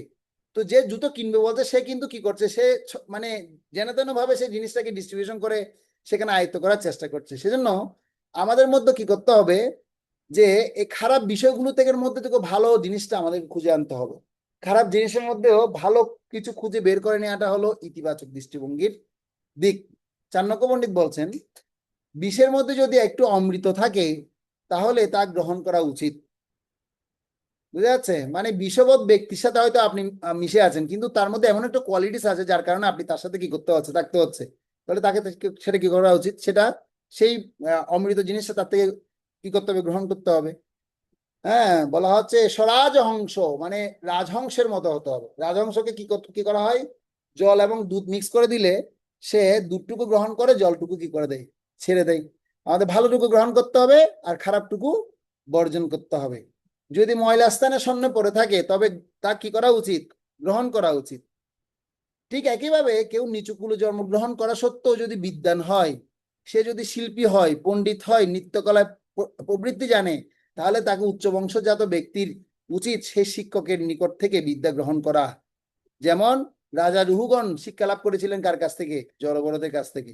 জড়বরদ একটা বদিরের মতো বসে থাকতো, আরে বদির ছেলে কি বলবে, কিন্তু যখন ভাগবত শ্লোক যখন আবৃত্তি করছে তখন রাজা রুহুগণ চিনতে পারলেন যে ইনি হচ্ছেন বড় বিদ্বান ব্যক্তি, ভাগবত, পরম ভাগবত, তার কাছ থেকে আমার কি করতে হবে?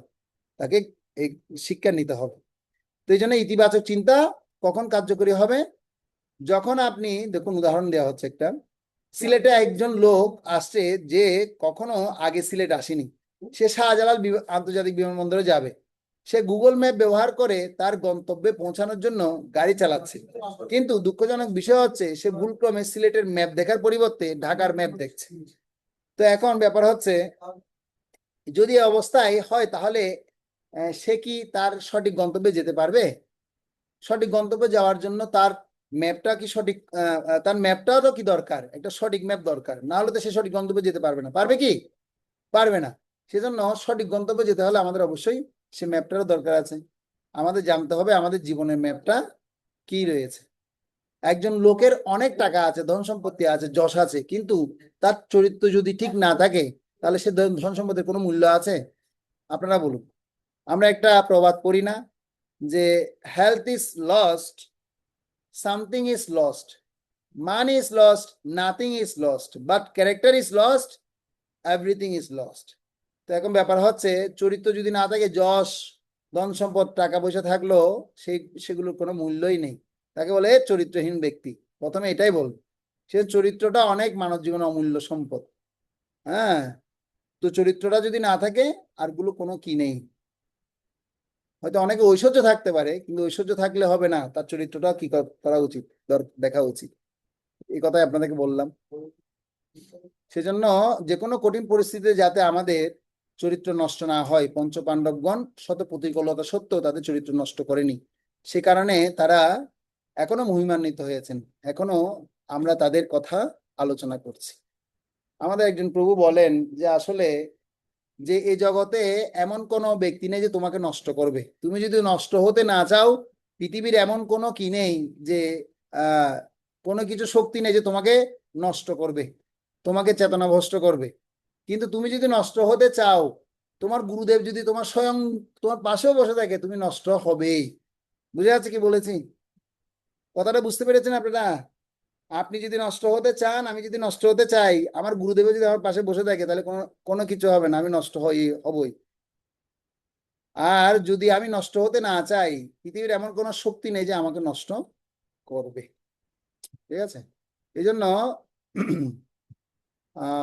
প্রহ্লাদ মহারাজও বলছেন একইভাবে, চরিত্রে তিনি স্থির ছিলেন।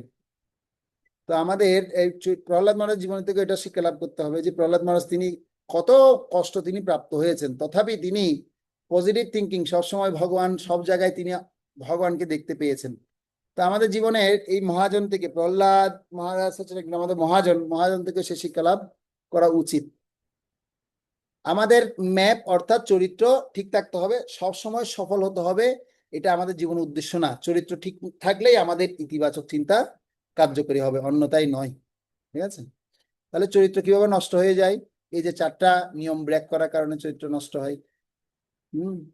আমরা নেশা করলে নষ্ট হবে, লটারি খেললে, যে কোনো রকম লটারি খেলা খেললে চরিত্র নষ্ট হবে, মাংস আহার করলে চরিত্র নষ্ট হয়, অবৈধ সঙ্গ করলে চরিত্র নষ্ট হয়। তো আমাদেরকে কি করতে হবে? সেজন্য এগুলো বর্জন করতে হবে। এইগুলো হচ্ছে ধর্মের 4টা পা: সত্য, সুচিতা, দয়া, তপস্যা। এই ধর্মের 4টা পাকে অবশ্যই আমাদের রক্ষা করা দরকার। অবৈধ সঙ্গ করলে, তো টাকাকে অপব্যবহার করলে, দ্রুত ক্রিয়া করলে, প্রতারণা করলে, বিশ্বাসঘাতকতা করলে, এগুলো চরিত্রের কে কি করে দেয়, হানি নষ্ট করে দেয়। এই জন্য আমরা ভক্ত হয়েছে মানে কখনো এই ধরনের কাজগুলো থেকে যেন আমরা সবসময় সাবধান যেন থাকি। চাণক্য পণ্ডিতের আরেকটা কথা বলছে, আমাদের চরিত্র মানে কি? তো মাতৃবৎ পরদারেষু পরদ্রব্যেষু লোষ্টবৎ আত্মবৎ সর্বভূতেষু জপস্যতি সপণ্ডিত। তো মানে আমাদেরকে এই দৃষ্টিকোণটা আনতে হবে। আমি একটা উদাহরণ দিই আপনাদের। যেমন আপনি রাস্তা দিয়ে হেঁটে যাচ্ছেন, তো হেঁটে যেতে যেতে কি করলেন, দেখতে পাচ্ছেন কি আপনি আপনার সাথে সাথে আপনার পিছন পিছনে আরো দুটো প্রাণী হেঁটে যাচ্ছে। একটা হচ্ছে বাঘ, আর একটা হচ্ছে মানে অসৎ চরিত্র ব্যক্তি। তো এখন সে দূরে একটা কি করেছে, একটা মহিলাকে দেখতে পেয়েছে। তো যে অসৎ চরিত্র ব্যক্তি সে মহিলাকে দেখে তার দৃষ্টিকোণ কি হবে, সে বলে আমার ভোগ্য বস্তু, সে চিন্তা করবে। আর আপনি হচ্ছে সাধু ব্যক্তি, এখন আপনি তাকে দেখেছেন, আপনার দৃষ্টিকোণ কি হবে, আর বাঘের দৃষ্টিকোণ কি হবে। যে বাঘ সে যখন সে মহিলাকে দেখেছে, সে কি মহিলা দেখবে না মাংসপিণ্ড দেখবে? কি দেখবে? মাংসপিণ্ড দেখবে। আমি তাকে খাবো, মাংস খাবো। আর যে সাধু ব্যক্তি তাকে যখন দেখেছে তখন তার চিন্তা কি হবে, বলছে এটা হচ্ছে কি তার দেহের মধ্যে কি আছে, আত্মা আছে। আত্মাবৎ সর্বভূতেষু জপস্যতি সপণ্ডিতা, এই উদাহরণটা দেওয়া হচ্ছে। সেজন্য মাতৃবৎ পরদারেষু পরদ্রব্যষু লোষ্টবৎ, মানে অন্য মাতাজিদেরকে অবশ্যই কি করা, মায়ের মত সম্মান করা। আর অন্যের যখন সম্পত্তি দেখবো, যেমন অনেক সময় আমাদের হয়, আরে বাবা আপনার মোবাইলটা তো খুব সুন্দর, ওই মোবাইলের প্রতি আমার আকৃষ্ট হওয়া যাবে না, আমার কাছে যেটা আছে সেটা নিয়ে আমাকে সন্তুষ্ট থাকতে হবে। তো অন্যের দ্রব্যকে যখন দেখবো সেটাকে লোষ্টাবোধ দেখতে হবে। লোষ্টা মানে মাটির ঢেলার মতো। হ্যাঁ, এগুলো তুচ্ছ জিনিস, এটা আমার এটা এটা আমার জন্য না, আপনার সম্পত্তি নিয়ে আপনি সুখে থাকেন, অসুবিধার কিছু নেই, সেটা আমি দেখি ঈর্ষান্বিত হওয়ার কোনো দরকার নেই। আর সমস্ত জীবেরকে আত্মবোধ দর্শন করা বলছি, জগৎসতী স্বপণ্ডিত। ঠিক আছে?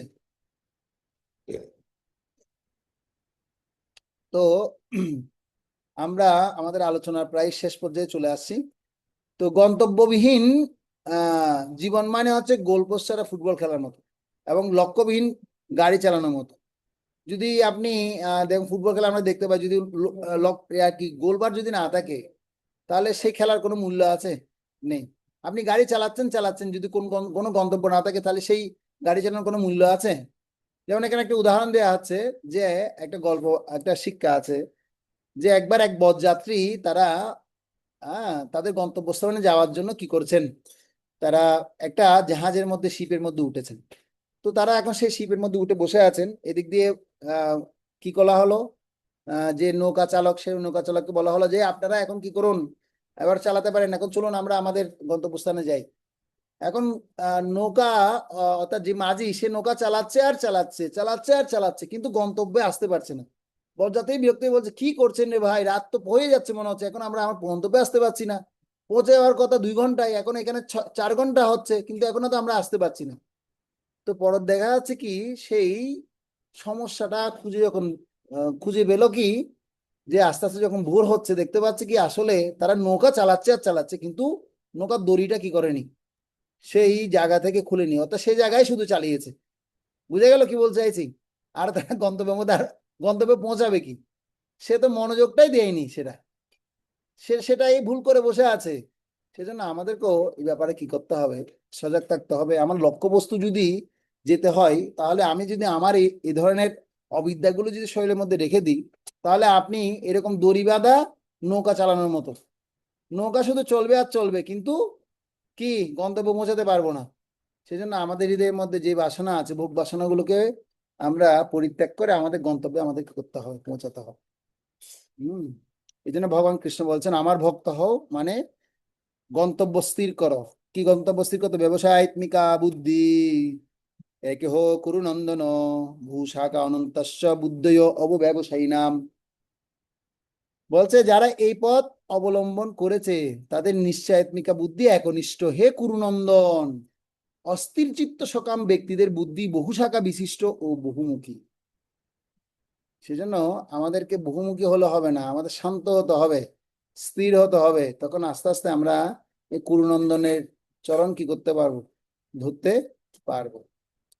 সেটা বলছে হরাবভক্তস্য কুত মহৎ গুণা মনোরথেন সতী ধাবত বহি যশস্তি ভক্তি ভগবতী অকিঞ্চনা, এর প্রথম দুটো লাইন আছে এটা, যশস্তি ভক্তি ভগবতী অকিঞ্চনা। কেউ যখন ভগবত ভক্তি অনুশীলন করবে, হ্যাঁ, তার মধ্যে কি হবে, দেবতাদের গুণ তাদের মধ্যে প্রকাশিত হবে। যিনি হরিভক্তি করবেন তার মধ্যে এগুলো গুণগুলো প্রকাশিত হবে। আর যদি হরিভক্তিবিহীন হবেন, তার মধ্যে কোনো সদ্গুণ থাকবে না। তো আমরা হরিভক্তি করছি মানে সমস্ত দেবতাদের গুণ আমাদের মধ্যে পর্যবেসিত হবে। ভগবান কৃষ্ণের 64 গুণগুলো আরো বেশি বেশি প্রকাশিত হবে। ঠিক আছে, হরাব ভক্তস্থ কুত মহৎ গুণা। তো এই জন্য আমাদের কি করতে হবে, ভগবান শ্রীকৃষ্ণের আহ যে গুণাবলীগুলো লাভ করতে গেলে কৃষ্ণের ভক্ত হতে হবে। কিন্তু যিনি হরিভক্তিবিহীন, তার মধ্যে কোনো সদ্গুণ নেই, কেননা তার মনোরথের দ্বারা শ্রীকৃষ্ণের কি হচ্ছেন, বহিরঙ্গা শক্তির জড় জগতের প্রতি নিরন্তর ধাবিত হচ্ছে। তো এটা আমাদের সাবধান থাকতে হবে। সেজন্য সুখটা বাইরে নয়, সুখটা আসে ভিতর থেকে, তাই ভিতরে সন্ধান করতে হবে। হ্যাঁ, ভিতরে সন্ধান করতে হবে, সুখ বাইরে না, সুখ কোথায়, ভিতরে। 5 ধরনের চেতনা আছে আমরা জানি, অন্নময় চেতনা, প্রাণময় চেতনা, মনোময় চেতনা, বিজ্ঞানময় চেতনা এবং আনন্দময় চেতনা। এই চেতনাগুলো আবার বিশাল আলোচনা আছে, তৈত্তরীয় উপনিষদে এইরকম 5 প্রকারের চেতনার কথা বলা হচ্ছে। তো আমাদের এখন কোনময় চেতনায় আসতে হবে, আমাদের এই আনন্দময় চেতনায় আসতে হবে। ঠিক আছে, তো এখন বলতে পারেন প্রভু বিজ্ঞানময় চেতনা, প্রাণময়, মনোময় চেতনা এবং প্রাণময় চেতনাগুলো কি? তো এখন ব্যাপার হচ্ছে যে এ সম্পর্কে ভগবদ গীতায় আরো ডিটেলস আছে। আমি যা শুধু আপনাদেরকে এটা ধারণা দিলাম যে আমাদেরকে আনন্দময় চেতনায় আসতে হবে।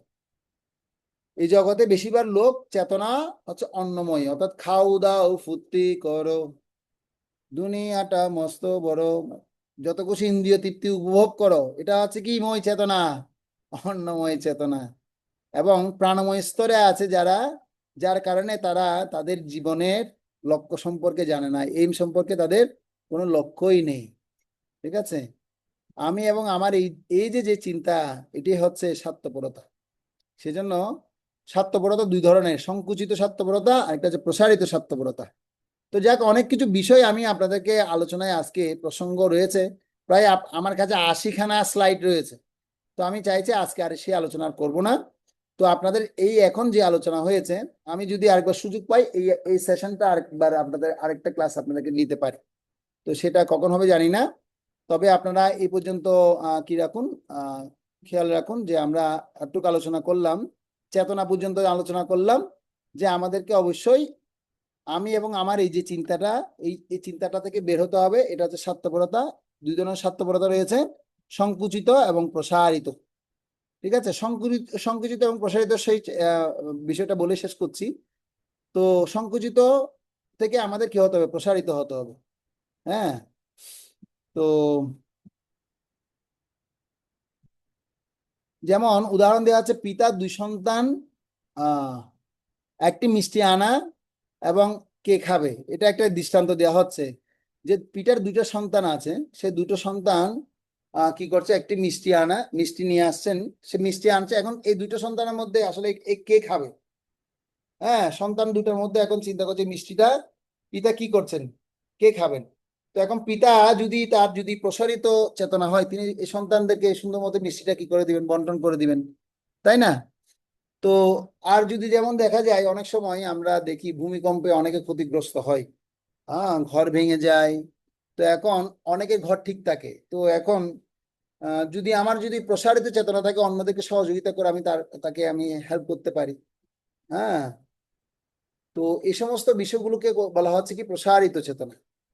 তো এরকমও কি হচ্ছে, যেমন সরকার থেকেও আমরা দেখি বিভিন্ন সময় বন্যা হয়, রাস্তাঘাট ভেঙে যায়, তো সরকার কি করে, তারা রাস্তা বানিয়ে দেন।